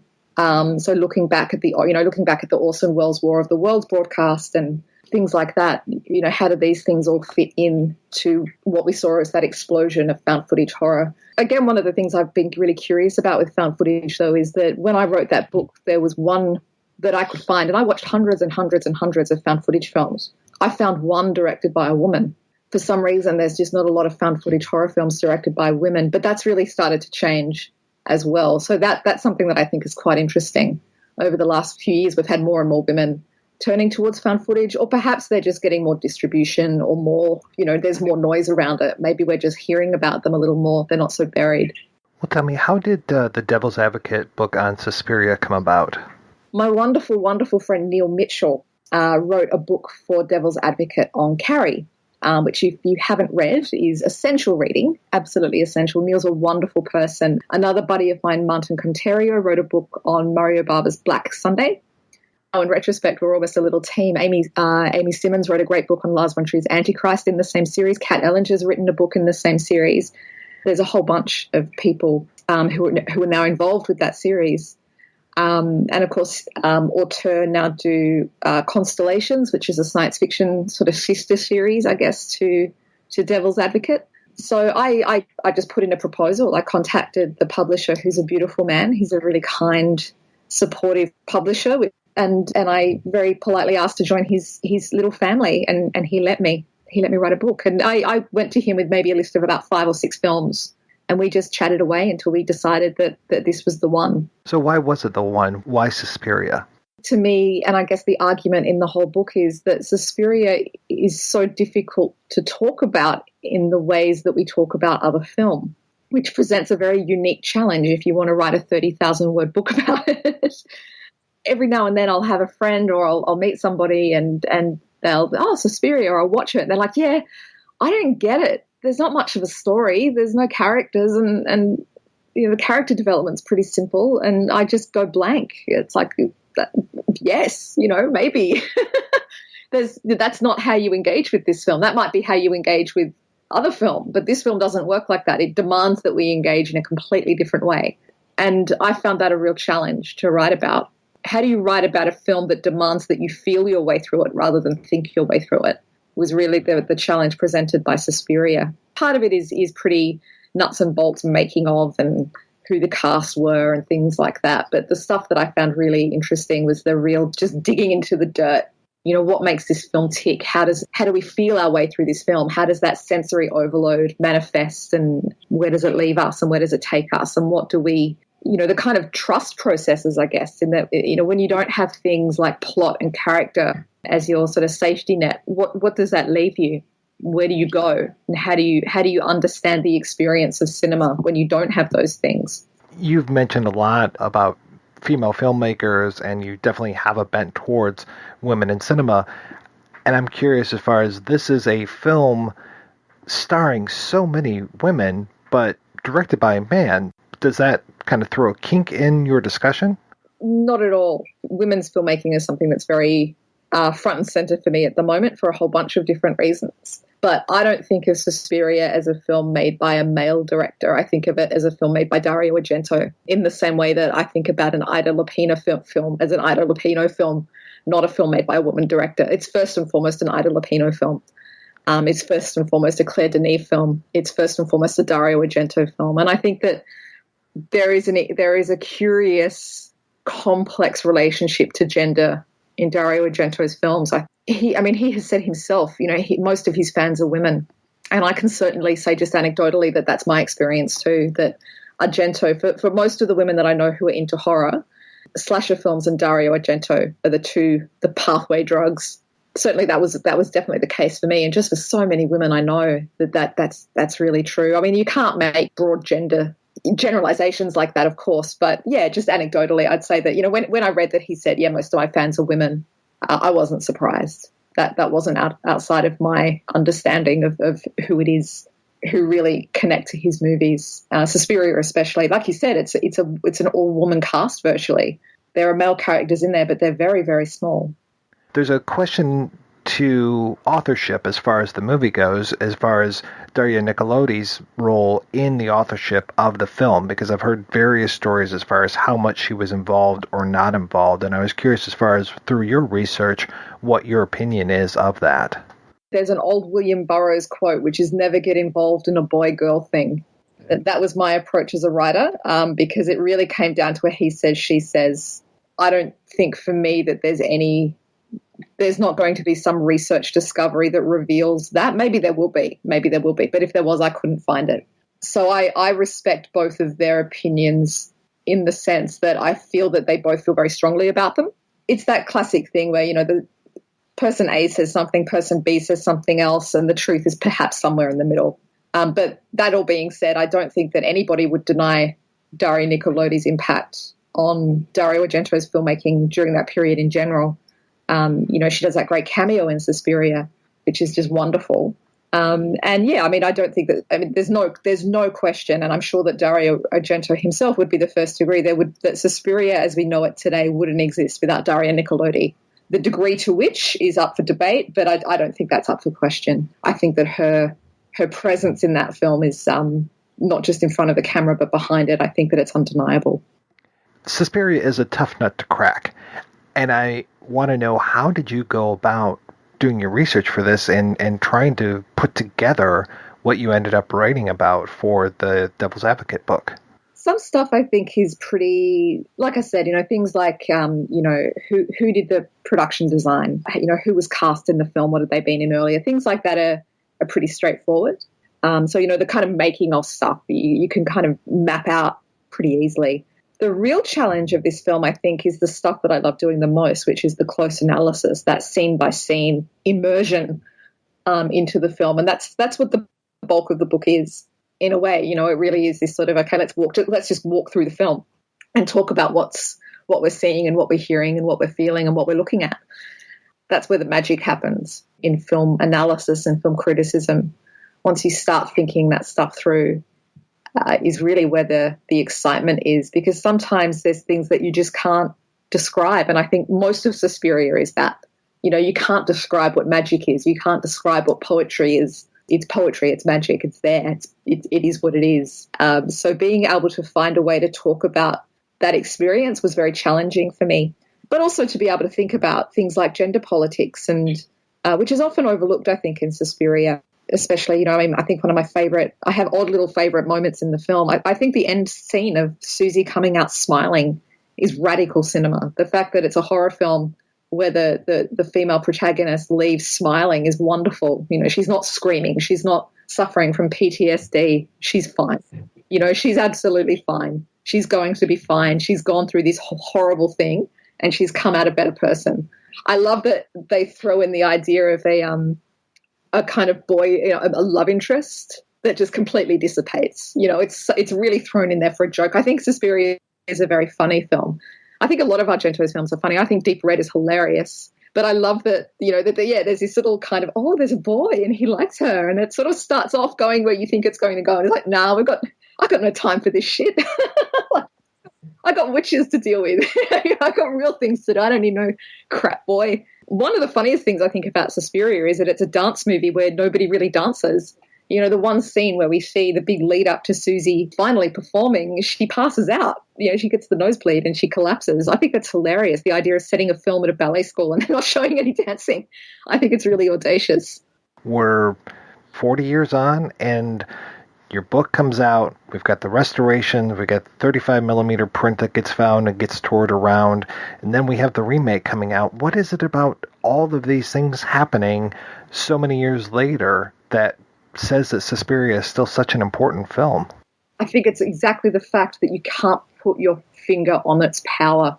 It's such a sensory experience. It just demands that all the ways that you're used to enjoying film don't work with Suspiria. You have to reprogram yourself to enjoy an experience in a completely different way. And I think it's a way that's timeless. It's not specific to a particular historical moment, in that just the aggression of that film, the sound and the vision and it's the color, it's unrelenting and it's in your face and it just doesn't stop. It's unapologetic about its presence and its demand on you as an audience member. It's such a demanding film. And I think that we experience that assault as strongly now as audiences did all those years ago. How did you manage to connect with the cinematographer, Luciano Tovoli? I emailed him and he very kindly replied, and we had a very long conversation in email, and he was extremely generous with his time and his thoughts. And I always like talking to cinematographers. I find that they're I think anybody involved in filmmaking is an interesting person.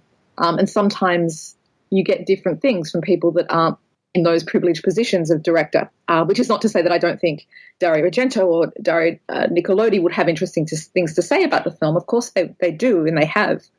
But Tovoli has been spoken to less, and he was unequivocal about the fact that this was a Dario Argento film. He was very clear that he was under the direction, it wasn't him going, Dario Argento gave him permission to experiment.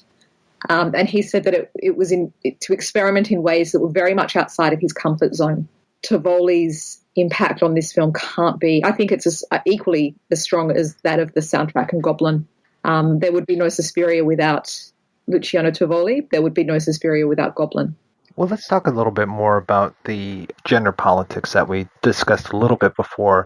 There are the male characters, but they are, there's just, it's a pittance. There's just a handful of them, which makes them almost stand out more just because there are so few of them, and each of them are odd. There's the boy that you mentioned, there's the piano player, and then there's your favorite and my favorite, which is Pablo, who is just, my God, he is captivating.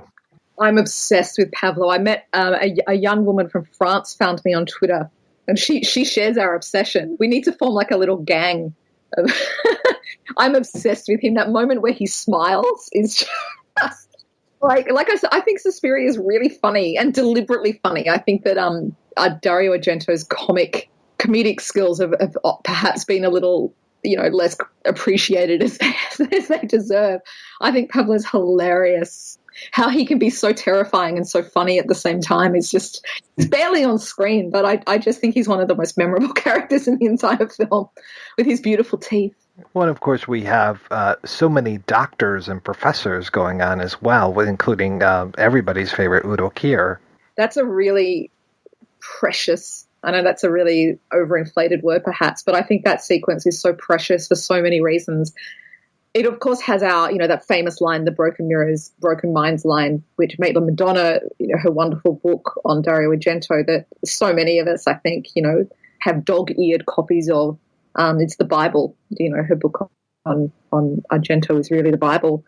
That scene is so important, in terms of just if you think about what it's doing. So we have this young scientist saying, no, there's no such thing as witches. It's all psychology. It's all psychiatry. We don't believe that stuff anymore. But I'll let you talk to my superior. And the superior is like, oh, hell yeah, this stuff's real. So he completely contradicts it. But what makes that sequence so special is that it's in daylight. It's the closest we really get in the film to quote unquote natural light.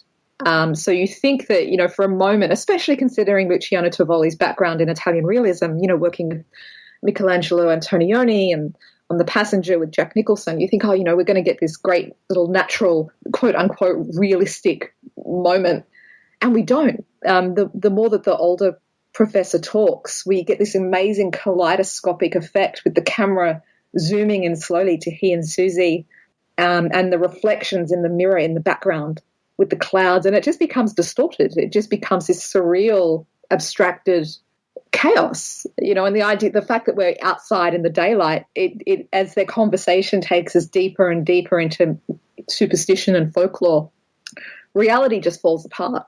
And it's one of those beautiful moments that in the film, and there's many of them, but it's just in complete synchronicity where what we're hearing and what we're seeing are working down to the microscopic detail, the most microscopic detail. They're just working in such harmony.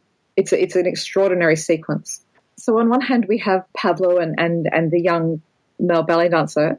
They're, and then the piano player, so we have on one hand men who are employees. And then on the other hand, we have powerful men. We have doctors and academics. So there's this sort of split. But at the end of the day, they're both kind of irrelevant. And I think that's really interesting. One of the things that I find really fascinating about this film is that in the Italian version, the opening narration was done by Argento himself. I love that documentary style opening, this male voice, the voice of authority. In documentary film studies, we call it the voice of God.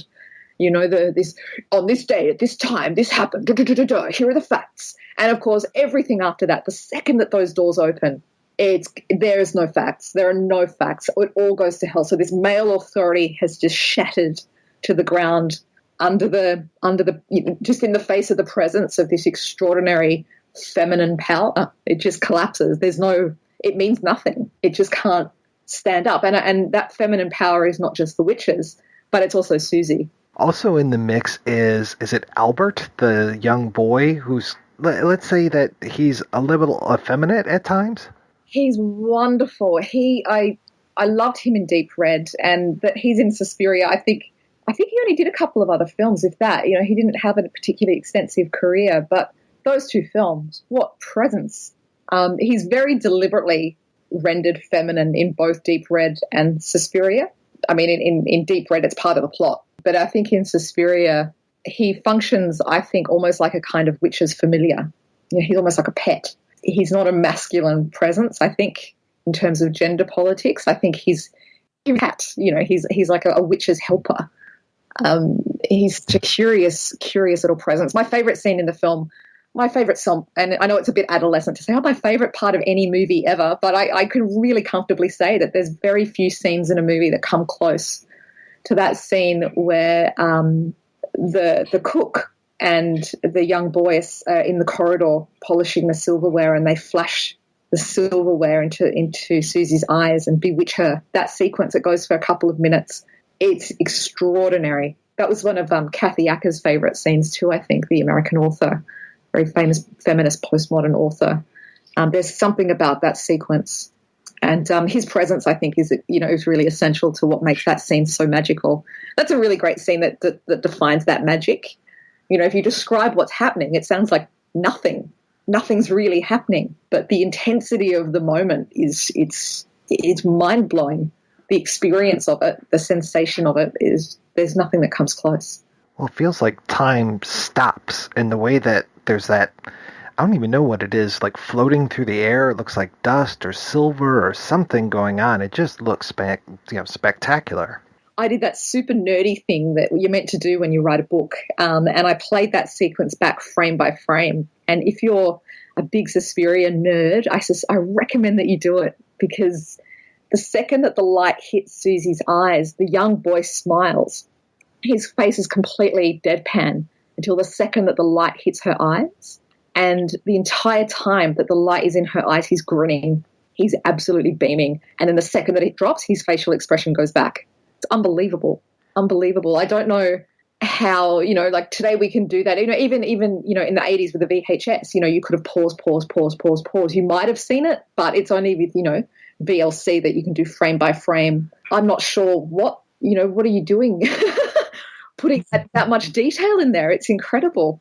All right, well, as a fellow Suspiria nerd, I am very curious.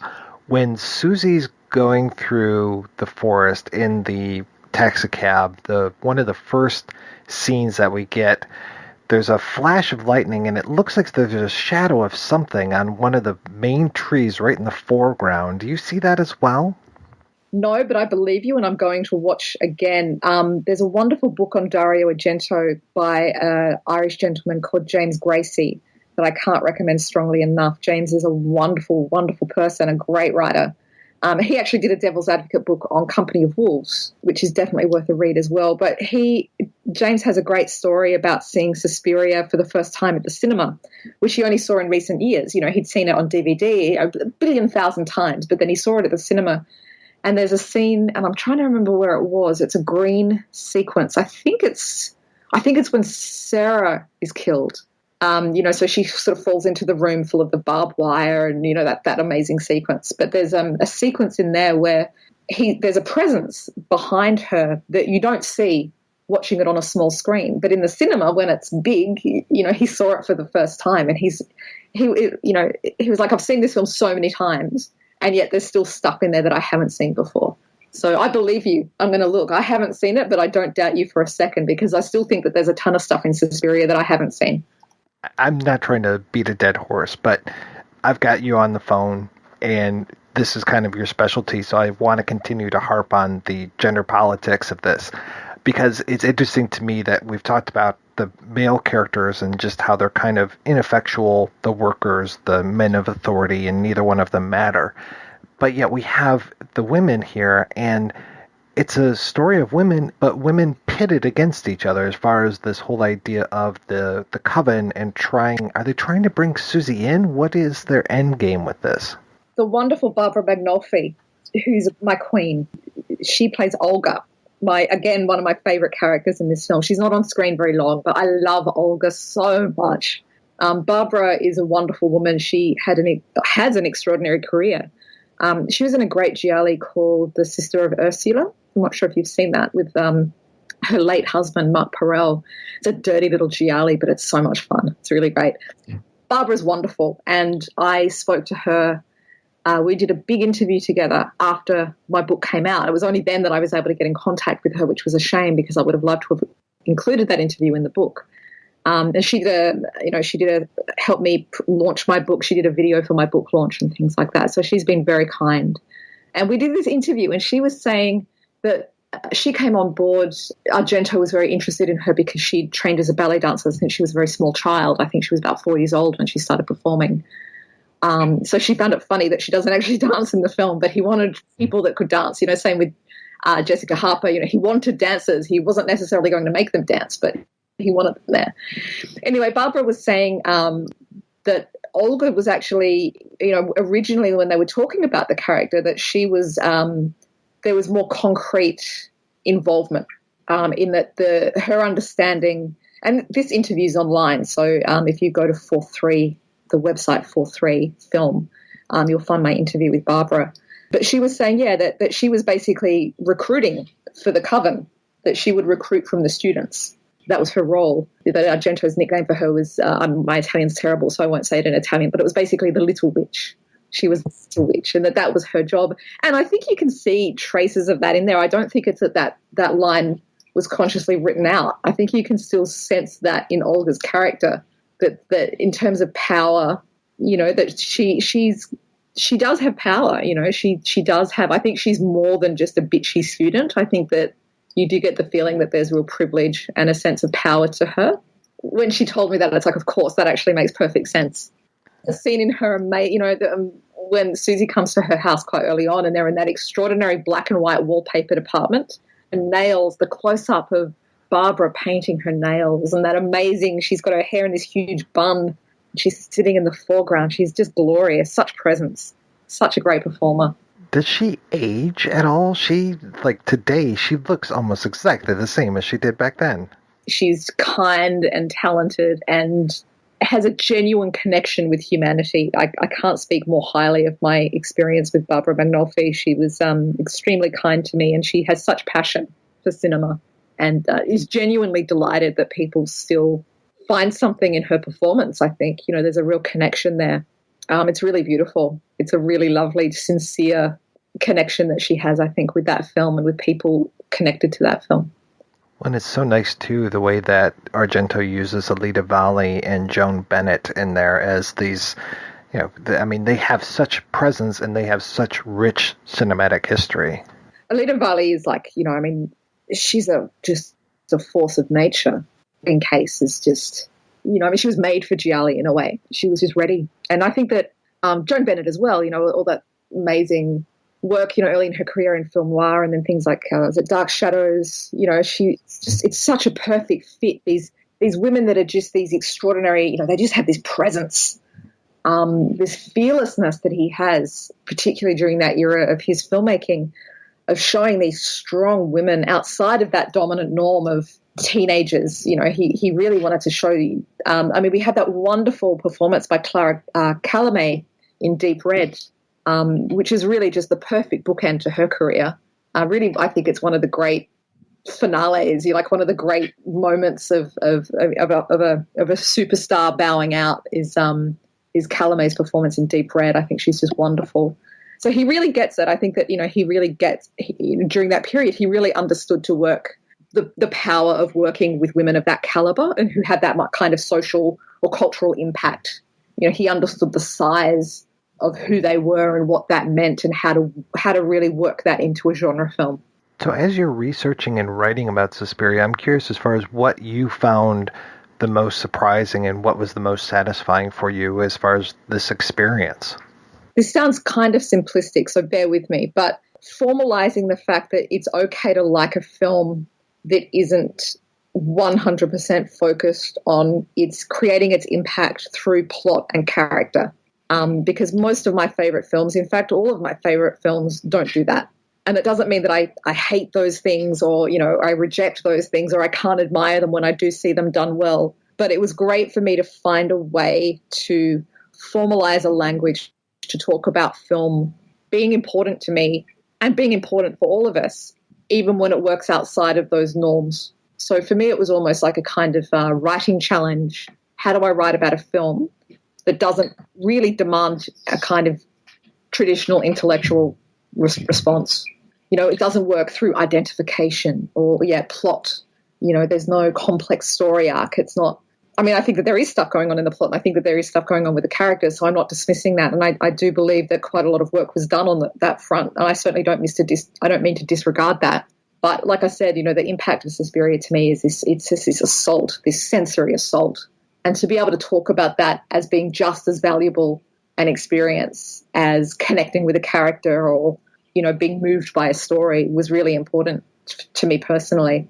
I've talked to authors of other Devil's Advocates and Cultography's books, and the thing that I've heard time and again is that while the shorter length is appreciated, that when you get passionate about a project, like so many of us are, that it's difficult to stay within those boundaries of 30,000-ish words. So was that also a problem for you? I have to say no, in a way, in that my first 2 books were survey books, and I've done 2 books. So I did the Rape Revenge book and found footage horror book, which were really looking at entire categories. So they were really surveying subgenres, I guess. I don't think that Rape Revenge is a subgenre, but you get what I mean. And then I did 3 books that were these sort of short monographs on single films, and I love them. I love that exercise. I just that gift of being able to immerse yourself in one film is a gift. And all 3 films, Hitcher, Ms. 45 and Suspiria, I valued those experiences immensely. And since then I've gone on to do I've written 2 more books, which I guess are more survey books. They're kind of looking at bigger picture things, which is not to say that I don't think that there's material in those smaller books that wouldn't fit into a survey book or into a bigger book. And I guess Ms. 45 and the Rape Revenge book are the kind of obvious pairing there, in that I could do a kind of big book on one subject and then do a deep dive in another book into one single film. And that's been really great. Suspiria, I'm working on a book at the moment actually on giallo and the use of art, so the use of paintings and sculptures and things like that within giallo film, which is a subject that I have a really long-term interest in. I've published shorter articles about that, but it was almost accidental that I realised that was the thing that kept drawing me to my favourite gialli, was that they all use paintings or artworks in some way. So that in a way feels like it's bouncing back towards Suspiria. It's not redoing the project, but it feels like those ideas are continuing through to another project. So like when you get up to now that I'm at book 7 and 8 and 9, I can feel more of a kind of dialogue almost between the books themselves now. These threads of things that I'm interested in are sort of still flowing, which is nice. But there's also time to do new projects too, which is really good and really healthy, I think, rather than just mining the same thing over and over and over again, which would be boring for me. It'd be boring for readers. Tell me, how did you come to write the book about the Hitcher? I was approached by Arrow Video and Arrow Films in the UK. They were launching a publishing arm, I guess, and they've published some great books. They have a wonderful book on Mika Kaji. Kat Ellinger, of course, did that incredible book on Sergio Martino, which is essential, and we should all own it. And, yeah, they said, what do you hear you're a bit of a fan of the Hitcher? And I was like, am I? And the rest, as they say, is history. So that was really exciting. That was great. I didn't pitch that. They came to me, and it was just harmony, because I've just had been in my bonnet about that film for a really long time. It was a film that I really needed to talk about and think about. And I think that I'd really avoided it because I think it's quite a challenging film, and I'm really glad that I did. It made me think differently about film in general, especially the way that gender works. And what we think of as a quote-unquote masculine film, sometimes we need to actually just shut up and watch carefully and pay attention to what's happening, because I think the gender politics in The Hitcher is very, very complex and very interesting. That movie, it still packs a wallop. I can't think of the scene with them threatening to pull Jennifer Jason Leigh apart with the trucks. Oh, my God. It's incredible. It's incredible what happens in that film. And where it goes after that, I just think it's extraordinary. A really thoughtful film, really thoughtful performances, a very dense, very densely packed movie. And yeah, that scene in particular and all the events leading up to that were really, really challenging for me. It's like, I think when you do this kind of work, you you don't want to be defensive. You don't want to be like, oh, how do I defend this film? It's like, well, the film's fine. The film doesn't need me to defend it. That's not my job. It just needs me to think about it. And that's much harder rather than, these kind of simplistic, oh, it's sexist or, oh, it's not. We don't need these kind of black and white reductions. We need deep thought. And I think that film is very often, especially horror film, is very, very often contradictory on many fronts, certainly on politics. I think that you can have films that are very progressive on one aspect and then not in others. And I think that that's okay.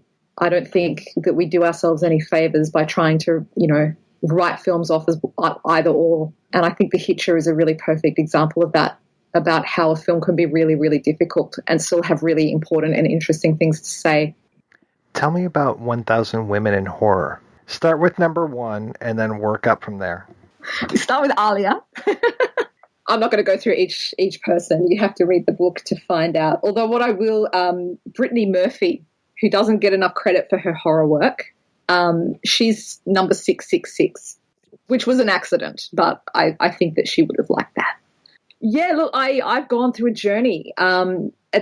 Around this time last year, I'm sure that you might remember, quite a few people do, I think, there was quite a radical change, a series of events in the film industry and the entertainment industry really led to some questions coming to the forefront about gender politics and power that affected a lot of people around the world. And I was one of those people.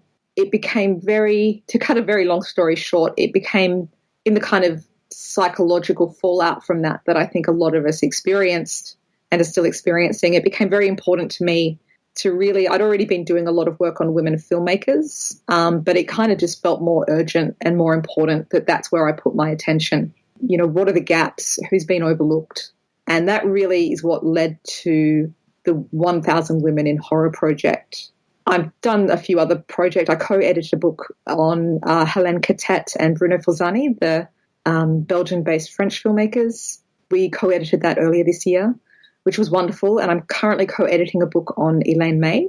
So I'm doing a lot of work on women's filmmaking at the moment. In 2017, I co-curated a program at the Melbourne International Film Festival on Australian women's filmmaking in the 80s and 90s. And that was around July last year. So this is something that I've been interested in for a long time. But yeah, the 1,000 Women in Horror project was really a chance for me to sit down and say, okay, you know what? I love the boys of horror. I love them. I've written books about the boys of horror, but maybe it's time that I put my attention onto people that aren't the boys of horror for a while. And it's been a very, very intense learning curve. I've learned a lot during the process of writing this book that has been a wonderful experience, a very difficult book to write. But yeah, there's real treasures in there. When is that coming out? I'm just about to submit the manuscript, so I'm hoping early next year. I don't have a release date for that yet, but I will be making a lot of noise when there is a pre-order available. Don't worry about it. You'll hear me shouting from my front step. Well, I guess to that end, where's the best place for people to keep up with you and your work? Twitter. I'm one of the few people not on Facebook because I think it's Satan's workshop. Twitter is also a toilet, don't get me wrong, but it's a space that I'm a little more comfortable with. So I'm on Twitter at Suspiria Alex, and that also links to my website. If you have a look at my profile there, I have a website which has all my work and things like that on it. I'm on Rotten Tomatoes as well, so I'm all my film reviews and things like that. But in terms of the bigger books and bigger projects, definitely Twitter and my website are the place to find me. Alex, thank you so much for your time today. This has been wonderful talking with you. It's been a delight. Thank you for having me. Thank you for chatting.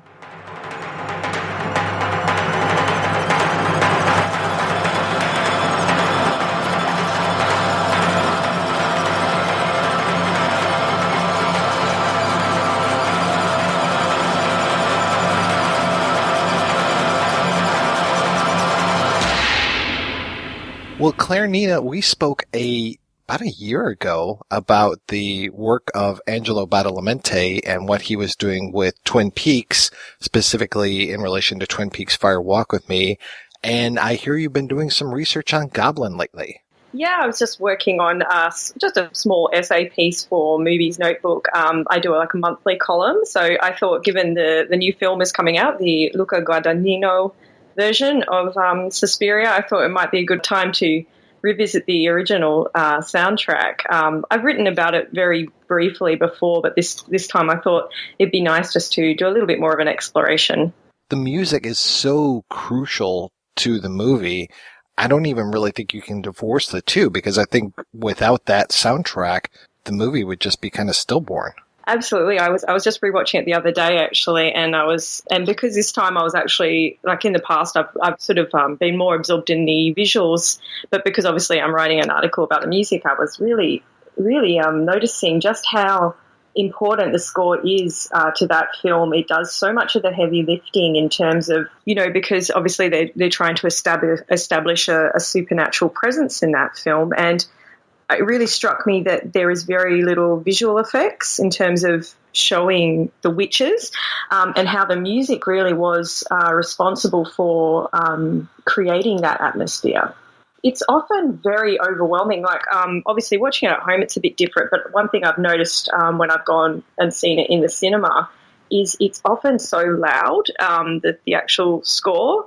In that way, it sort of overwhelms you, just in the same way that Suzy is kind of overwhelmed by this experience that she's having, because she sort of, as the moment she gets off that plane, it's just complete chaos. From beginning to end, her experience of just going to this ballet school.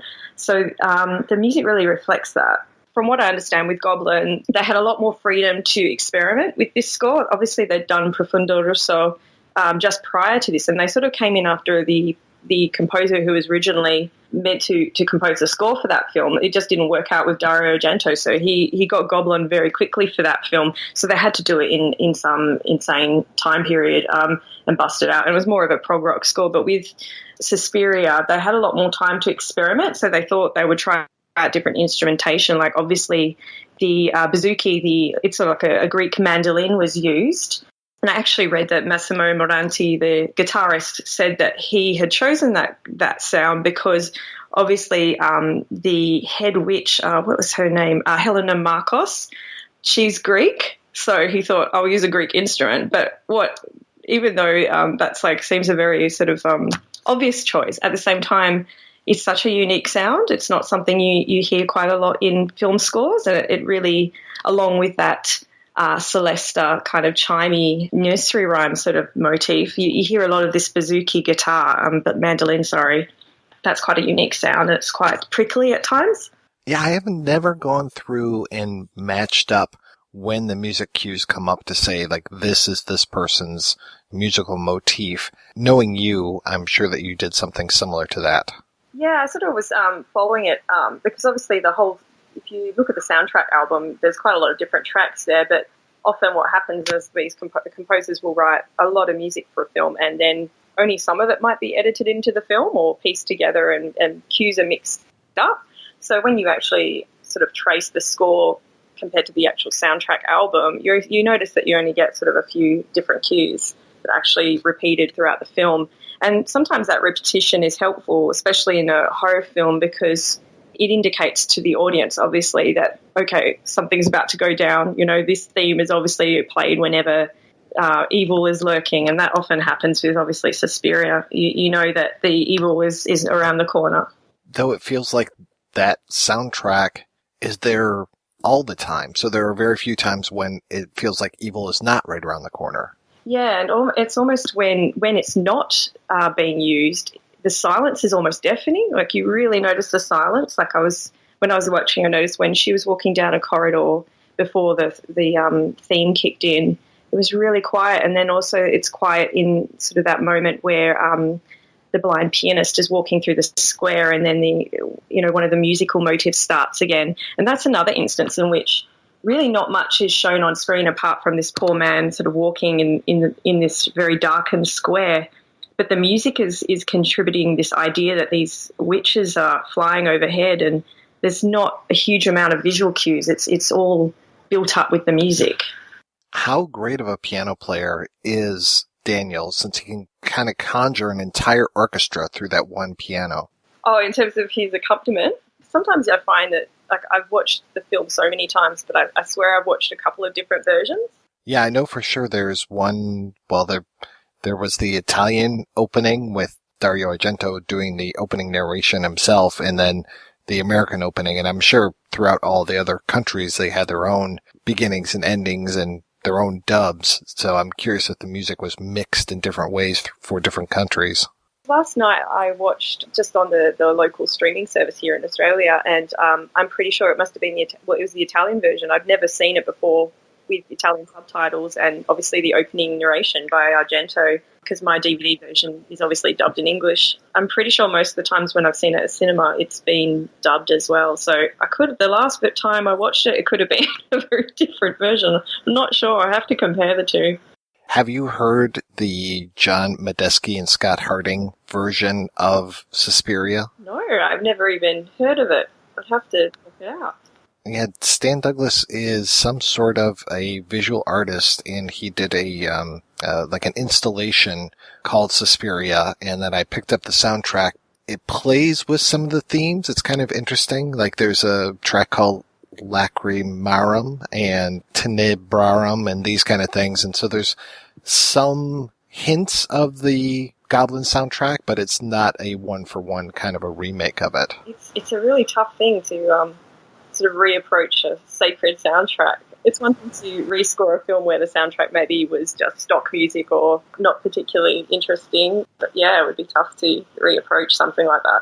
Well, I'm curious, have you heard the Tom York remake version? I've just heard that one track, I think it's called Suspiria, and like that really pretty waltz. I really love it. So, and I'm a fan of Radiohead and Tom York, so I'm pretty excited about this new version of the film. Yeah, I'm excited to see it. I'm curious how the music's going to play with it. I mean, it feels like you can't necessarily do with music now what you could at one point. I don't know. But then I watched something like Mandy, and that's got music wall to wall, and it's very at the forefront at times. I'm really dying to see that film. I'm hoping it screens here at some point soon.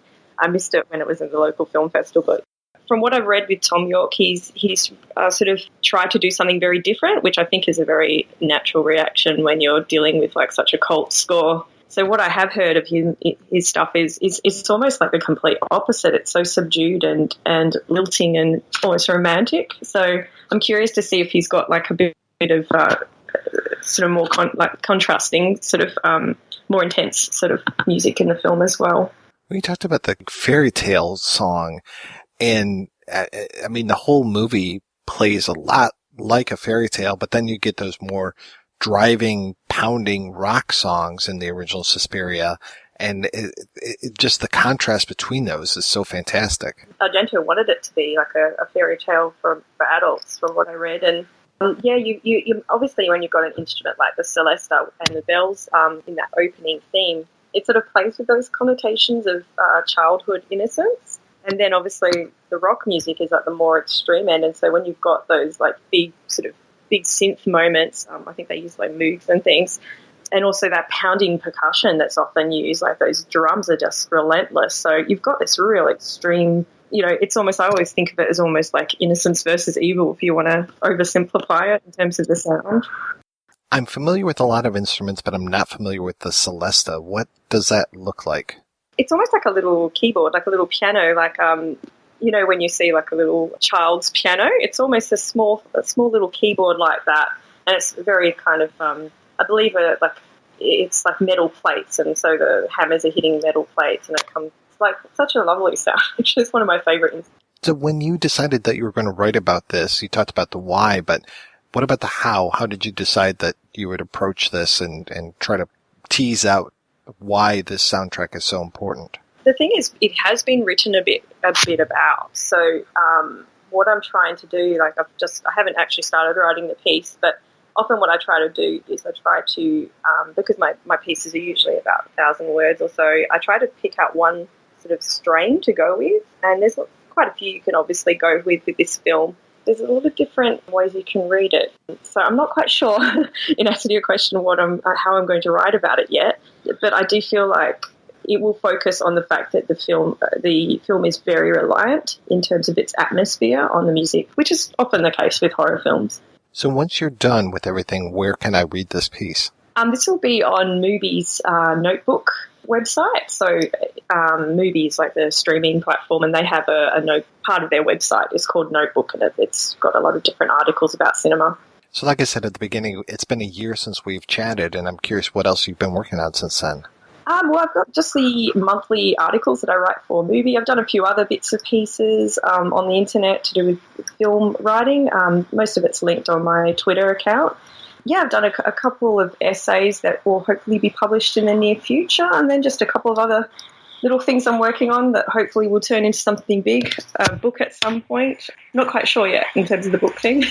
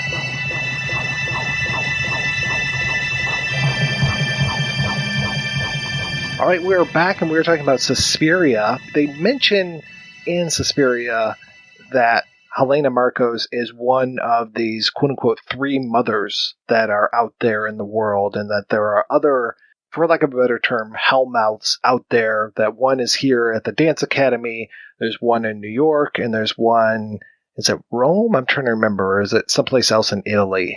It's in Rome. Pretty quickly after Suspiria, there was Inferno, which was I don't want to say it was a sequel to Suspiria, but it talked about one of these other mother's characters pretty directly. They really, it starts off with a book where they're talking about the three mothers, so they really kind of pick up that story and run with it. Many years after that, they ended the trilogy with Mother of Tears. Now, I watched Inferno. I enjoyed Inferno. I've enjoyed, with like an asterisk to it, enjoyed Inferno. I wasn't able to make it through Mother of Tears, though, so I apologize. As far as our conversation goes, I'm not going to be able to add a whole lot when it comes to Mother of Tears. I just had a real tough time watching it. I don't know if it was that I was watching a pan and scan version, so it was actually making me feel a little physically ill as they panned across really quickly on this widescreen movie to pan and scan it, because I hadn't seen a pan and scan movie in I don't know how many years, and I really don't miss it. My goodness, I don't miss that effect at all. I'll start with you, Maitland. What do you think about the other two Mothers films? They are not among my favorite films. No two ways about it. Suspiria is absolutely the high watermark for the Mothers films. I can watch Mother of Tears. I don't love it. I don't know what to say beyond that. Although these films were clearly meant to be a trilogy, I think Suspiria set a bar that the others don't live up to. Inferno, the only kind of note that I took down about Inferno is that if Suspiria is about being part of something, because it's all these girls embattled in a house, basically, that Inferno feels like it's all about the individual. Because it goes from one person to another person to another person, and there doesn't, I don't know, it seems kind of disjointed. There are points where I'm like, I wonder if Argento was in the editing room going, I paid for Keith Emerson, I'm using all of his music. Because there's certain scenes that just seem to be around the music, but there's nothing going on. Like the one cab ride scene, I'm like, why are we getting all this music here? It doesn't work. It seems a little slow. The one thing for me that I was really interested in seeing, because I hadn't seen him in a lot of stuff, is, as I was telling Mike the other day, is Lee McCluskey is in this, and I'm a huge fan. Just guilty pleasure film, Hamburger the Motion Picture, and to see him in something else, I was just like, I totally forgot he was in this, because I saw this, like I said, I think this was one of the Anchor Bay releases, because Anchor Bay got their hands on a bunch of it and put it out at one time, and this was one that just kind of floated past, because there were other ones that I loved, like Deep Red, and I loved Tenebrae and Phenomenon, but this one was kind of it didn't hit me as hard as it should have. As for Mother of Tears, it is wow. There's a lot of questions in here, and you can definitely tell that the younger generation was having an effect on him as opposed to him having an effect on a younger generation. And what I mean by that is the deaths are a lot more gruesome, and he was really kind of playing into that, knowing that that's where the audience in horror, I guess, had gone, instead of staying true to his own. It's hilarious at times, because there's this one character, it's like all the witches are convening on Rome, and there's one who, I guess she might be Japanese or something, and she's just kind of harassing the Dario Argento character, and I just can't help but laugh, because I can't figure out if they want to. It's one of those that if it was two guys, you'd be like, this is homoerotic. It's like, should they fight or fuck already? That is all kind of sad to me, because what I see in it is that Argento, I think, became aware that he had set a standard for a certain kind of violence in films, and I think really wasn't interested in topping it at a certain point. You know, I know that Dario it was always into the, oh, I did this, now I want to do this, because this is going to be more exciting, more thrilling, more gory. But I think that at a certain point, the genre went so far ahead of him that he didn't want to have anything to do with it anymore. And I really feel that in his later films, quite honestly. I feel as though his heart wasn't in a lot of things. And to me, that's kind of sad. It's sad to me, too, because his classic period of work is just so good.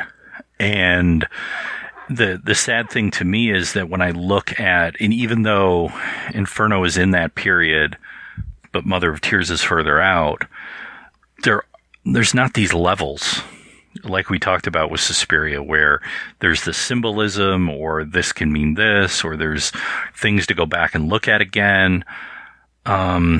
It seems to miss that. And it's also my understanding, and I think you may have written about it in the book, that during Inferno he was ill, so maybe that plays a role in it, that he didn't have his hand on it as well. He just lost heart at a certain point and didn't want to do the things that were becoming the standard in this kind of film.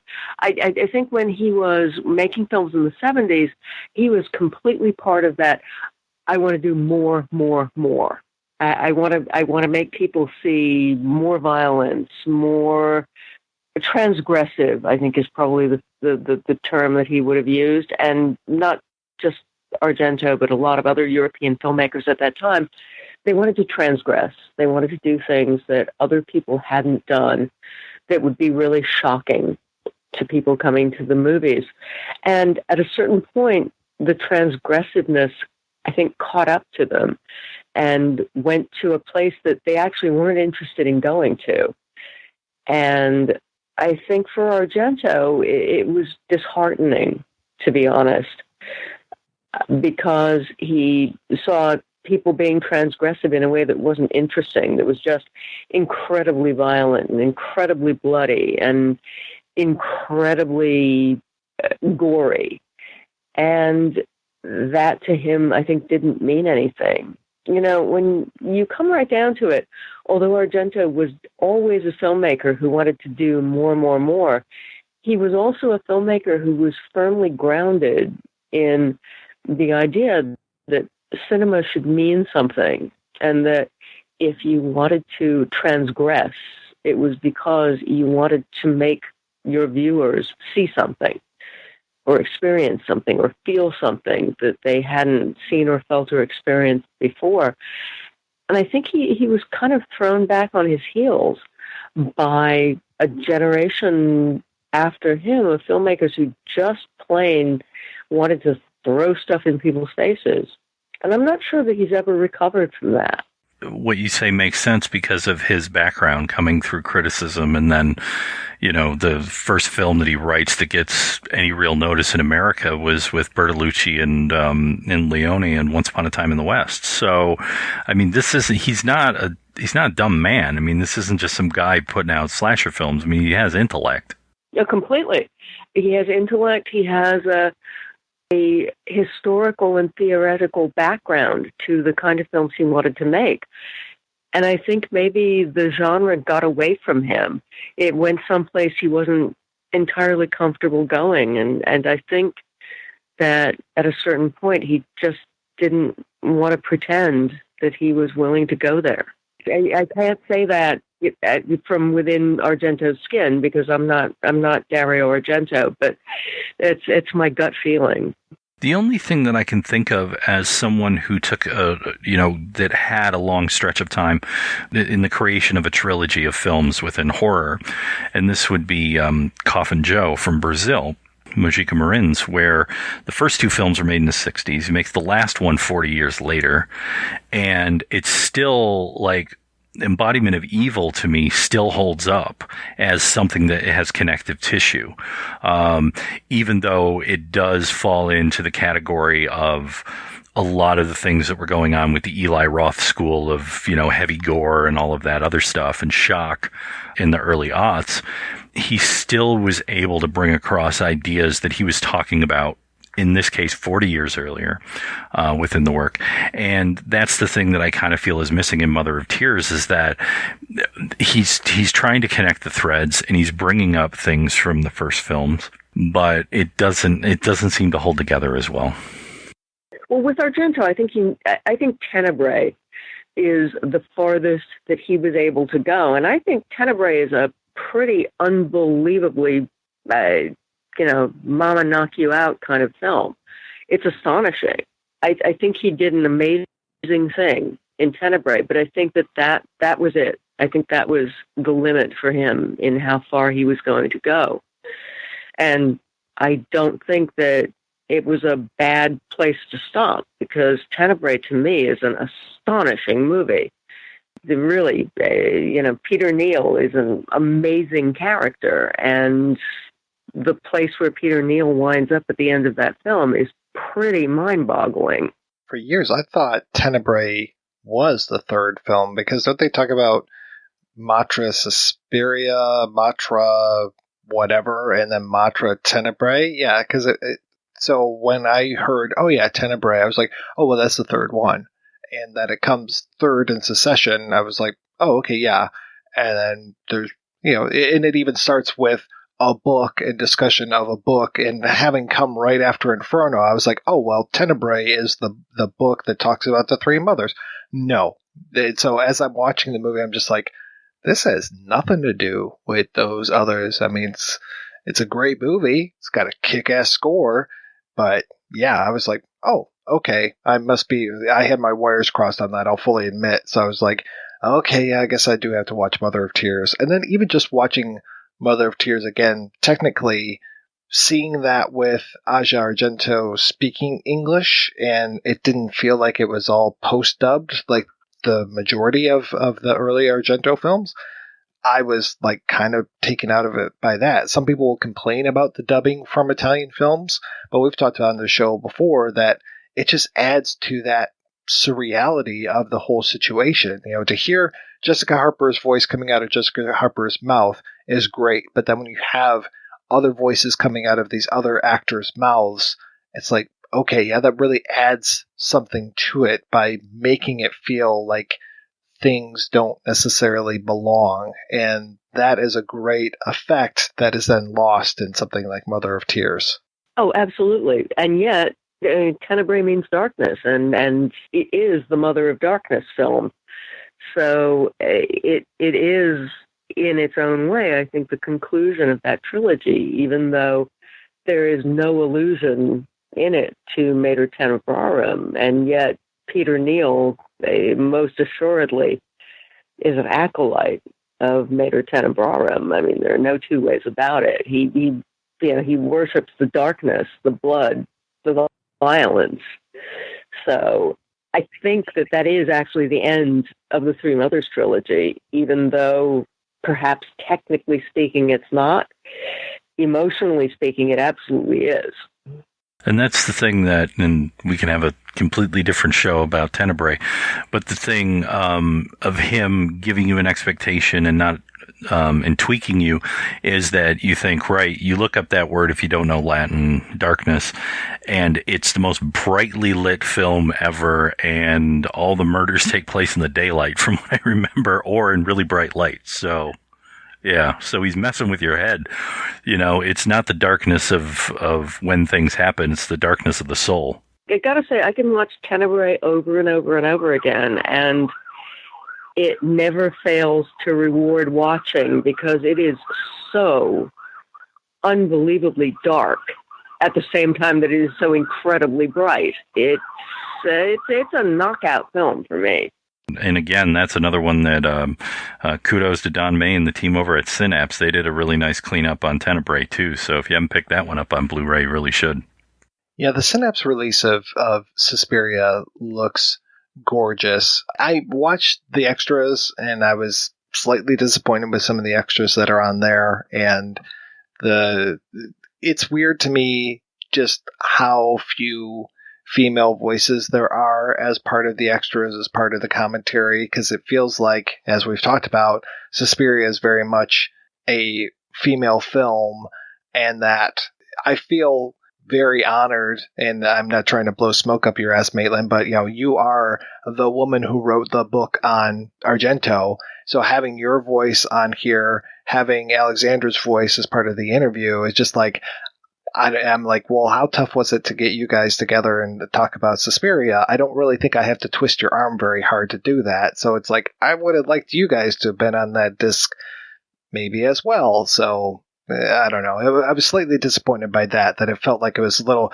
giving very prominent female critics a little short shrift on that. Well, I appreciate you saying that. Biting a hand here by saying that, but what are you going to do? It's how I feel. So I want to know a little bit more about this new Suspiria, which I still don't know why it's coming out November 2nd here in the States rather than before Halloween. This feels like the perfect Halloween type of movie. I haven't really looked too much at who's in it, what's going on. The only thing I know is that Tilda Swinton is in it, and she is always amazing, no matter what she's in. And I hear that she's playing two characters. She is, yes. And it beats the bejesus out of me why it's not opening around Halloween, except that perhaps somebody thought, oh, it's too classy for that. I don't know. That's all I can think. I saw this movie at a screening that was not a critic screening. It's not a bad movie by any stretch of the imagination. It is beautifully made, but I'm not really sure what the point of it is. Okay. It's very handsome. It is very well acted. Okay, here's the thing that I actually like about it a lot. I thoroughly understand the way in which the dance world is a cult. And I don't mean that in a bad way per se, but it's a way of life. Once you commit yourself to dancing, you commit yourself to a way of life that is not the way most people live their lives. It's a commitment to a world that is extremely insular and extremely demanding physically and emotionally. And I think that the new Suspiria absolutely captures that. But I'm not really sure that I am convinced that idea of the insularity of the dance world and the cultishness of it carries through to the film overall. Tilda Swinton is fantastic in it. She is so incredibly good. I don't even know what to say. She's fantastic. But I didn't come out of that film thinking, holy cow, my world was just turned upside down. You didn't get punched in the face again. No, I did not get punched in the face again. And again, the screening I saw was not a critic screening, so I'm reluctant to really take an intensely critical stance towards it, although at the end of that screening, I did fill out a pretty extensive questionnaire that certainly addressed my feelings about the film from a critical perspective. I'm just not really sure what the point of that Suspiria was. So it was very nice that Jessica Harper had a lovely little cameo in it. Do you feel it suffers from the fact that, they could have called it anything else? It could have been written, whatever. But the fact that they used the basis of another film to make a film seems like is it lacking in that way that all these kind of remakes that have happened over the last 20 odd years because it has a name that rings a bell in someone's head that may get them to go buy a ticket has done? Here's the funny thing. I don't think that this is a film that was made to appeal to horror movie fans, frankly, which you would think that a remake of Suspiria would. It is very specifically set in Berlin in the 80s. And as it happens, I didn't live in Berlin in the 80s, but I was there for a couple of months. And I do remember what Berlin was like then. And it was in a very odd between things kind of space. And I think that is definitely part of the Suspiria. But more than that, it really is about the idea of dance as a cult. The dance world really is a world unto itself, and it's one that you either commit yourself to or you don't. And if you don't last very long in it. And if you do, you live in it until you can't live in it anymore. And the new Suspiria does catch that feeling about what the dance world is like. But I'm not really sure why it's Suspiria.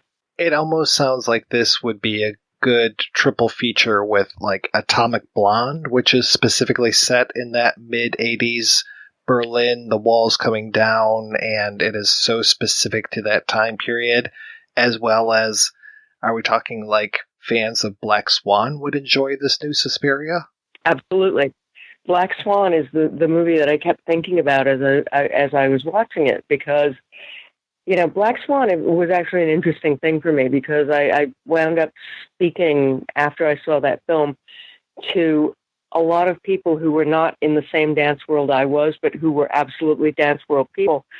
And a couple of them, came to this conversation saying, well, that movie's crazy. That's not what the dance world, people, girls sprouting feathers between their shoulder blades, and this is lunatic.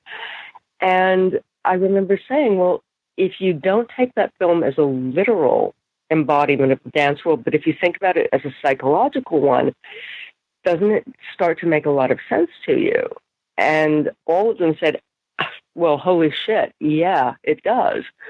Because it's about the way in which to be a dancer means giving yourself over to a world that is extremely demanding, extremely insular, and extremely personal in all kinds of ways. And the only way that you can succeed in it is by giving yourself over to it. Because if you don't, you wind up being one of the many people who start out as dancers and realize that you're not cut out for this. You can't do it. It's like being a novitiate. You either have to give yourself over to religion or it's not going to work for you. And Black Swan caught that so powerfully that it was actually a little bit frightening. And that's kind of the way I feel about it. I'm a little scared by this film, just seeing that the screenwriter, his first big splash was The Invasion, that remake of Invasion of the Body Snatchers that we talked about years ago. Rob, you were on that episode when we talked all about all the Invasion of the Body Snatchers movies. And that was the least of the Body Snatchers. I think even Invasion of the Booty Snatchers I enjoyed a little bit more than that one. And then his next movie that's slated is a remake of Pet Sematary. So it's just like, I mean, I know that's a readaptation of the Stephen King source novel, but it's just like, okay, that makes me a little scared. But I mean, I don't like to judge movies before they come out, but if I were to judge his work solely on The Invasion, I would not be really excited to see this. But it's one of those things, like we were saying earlier, like I think you said, Rob, where maybe if they had called this something other than Suspiria, I might be more excited to see it, because I do have this fear of remakes. And I haven't seen the preview. I know some people are going gaga over the trailers that have been out, but I try to stay away from those. I've just seen the picture of Dakota Johnson wearing that silly string dress, and I'm just like, she looks ridiculous. And having seen her in 50 Shades of Grey, I'm really scared to see her in anything else. She's not good casting as a dancer because she doesn't have a dancer's body, but, that's one of those, that's the way movies are. But there is a sequence in which she is working her way through a dance that was choreographed at the end of the Second World War, and that's very aggressive and very body punishing. And as she's doing it, another dancer who's rehearsing in a studio nearby winds up being contorted in a really horrible way by the way in which Dakota Johnson's character is moving her body. She's moving it in a way that's humanly possible. The other dancer winds up being broken into pieces by it. And it's actually, it's a good scene, and it's quite powerful. But in the context of the movie as a whole, I can't say it really works for me, because it doesn't really seem to me to connect to a through line that goes, that permeates that film. Overall, the film just does not work for me, even though I think there are some interesting ideas in it. Dance is unbelievably punishing. Dancers destroy their bodies. Even the best and the most careful of them destroy themselves in, 12, 15 years, because dance demands things of the human body that it's not really made to do. And this film, I think, addresses that in a couple of scenes. And that's interesting, but it doesn't really tie into a larger thematic thing in the film. So it doesn't really amount to much, except that it's grotesque. It's one of those things where I'm, and I hate to say it, but sometimes I'll show up for movies just because one person's in it. And Tilda Swinton, could read the back of the cereal box and I'd probably be enthralled. And she's fucking fantastic in it. She is astonishing. She is so good. She has a physical presence that is breathtaking. She has an iciness that I have seen in a lot of ballet masters and mistresses in my day. She is extraordinarily good, and every scene she's in is phenomenal. But then there's a whole other film around her that I think doesn't really quite live up to that. There's been such a dearth of movies lately, and I don't really see that changing anytime before December. So November 2nd, I might still end up going to see that, just out of curiosity. Oh, if I were you, I would totally go and see it. It is an interesting movie. The other thing, and I will plead ignorance, even though they did come about during my high school years, is I believe the score is by Tom York of Radiohead. So I'm a bit kind of like, I really love Claudia Simonetti. When I think of Suspiria, I can't help but think of Goblin. It just, so maybe I got to beat that out of my ears. Well, again, the new Suspiria is a completely different atmosphere. It doesn't have that kind of soundtrack. It doesn't have that kind of visual palette. it's actually quite gray and grim, which is very appropriate to the time and place in which it's set. And I did see Berlin a few years after that, and it's very appropriate to what Berlin was like then.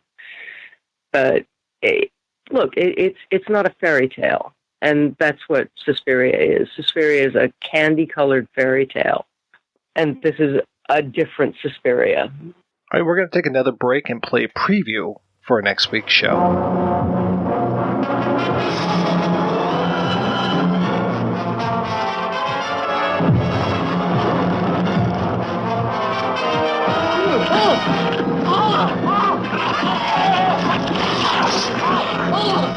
The brain, it's gone.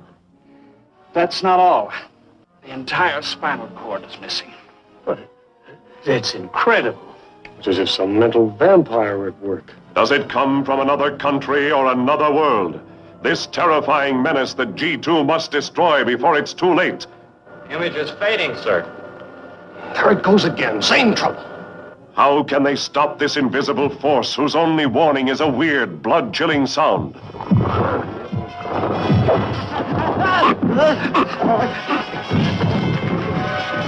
Only two people still alive can help this agent find the answers. The girl who could be a spy, and the scientist who could be the destroyer of the entire human race. We're facing a new form of life that nobody understands. I believe it feeds on the radiation from your atomic plants, and that it's evil.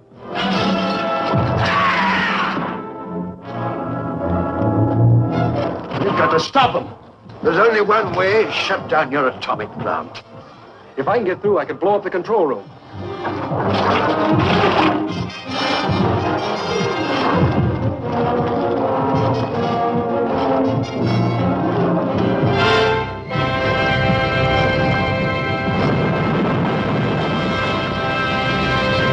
That's right, we'll be back next week with a discussion of A Fiend Without a Face, where I'll be joined once again by Maitland McDonagh. How'd you get so lucky, Maitland? And what have you been up to lately? Oh, I've been doing this, that, and the other thing, still republishing the vintage gay erotic novels that I've been doing for a while, and various other things. And, oh my God, I love Fiend Without a Face so much. That's a movie I first saw when I was a kid on Channel 9 in New York. And I just loved those brains with their little antenna and their icky little feet. I adored them. And actually, I would be a bad person if I did not do a shout out to Riverdale Avenue Books, which is republishing the gay erotic novels that I've been collecting and republishing on my own for years. Riverdale Avenue Press has been absolutely doing an amazing job republishing these books, including the last two books I did, which were Naked Launch Part 1 and Naked Launch Part 2, a pair of terrific pirate novels that are so much fun. I cannot recommend them enough. So, Rob, how punk rock have you been these days? I'm immersed in it. By the time this comes out, we will be a few weeks away from the launch of my project, Detroit Punk Rock Archive Project, thanks to the fine folks over at the John S. and James L. Knight Foundation, who are meeting me with some match money. You know, the great thing about doing any project like a book or what I'm doing right now is that you talk to one person and then they give you numbers for three more people, and then your interviews just continue to expand. So it really is an embarrassment of riches.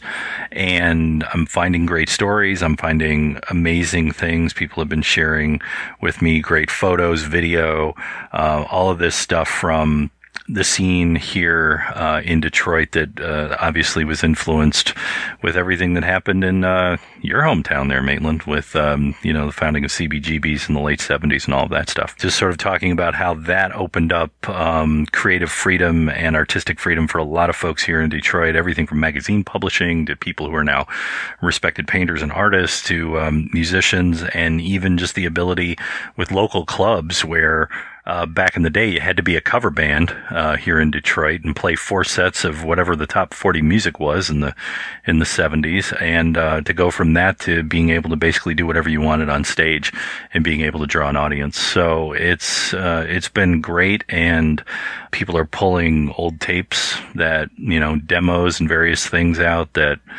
no one's heard in 40 years, including people such as Don Was, who I think just won a Grammy for helping the Rolling Stones do a record recently. So it's an amazing scene. It's an amazing time. I was in the first few days of my infancy when it started. But it's great to be able to meet all these folks and talk to them about what's happening. So there'll be a link to that. I'll share all that, obviously, with folks. And in next year, as part of the project, there'll be some compilations coming out of some of this music that I'm collecting, released, unreleased, and live tracks from late 70s Detroit punk rock scene. And Rob, where can people go to keep up with your stuff? They can go to robstmary.com. They can follow me on Twitter, Instagram, Facebook, and also I have Detroit Punk Archive on Facebook, and that's basically where a lot of the announcements are taking place. And I plan to launch the site on, and I'm going to say this phrase, and most of the people who are not from here listening will say, "What the hell is that?" But I'm planning to launch the archive site on Devil's Night. You know what that is, Mike. Well, if people have watched The Crow, they know what that is. Okay, maybe they do. It's the night before Halloween. Well, I will be sure to link to that and over to Riverdale Press, where you can find all kinds of great smut. Thanks again, guys, so much for being on the show, and thanks to everybody for listening. Please head on over to the website, projection-booth.com, where you can find out more about today's episode. You'll also find links over to iTunes, where you can rate and review the show, and to Patreon, where you can make donation to the show. Donors get early access to every episode as long as I'm not running late. Every donation and every rating we get helps the Projection Booth take over the world.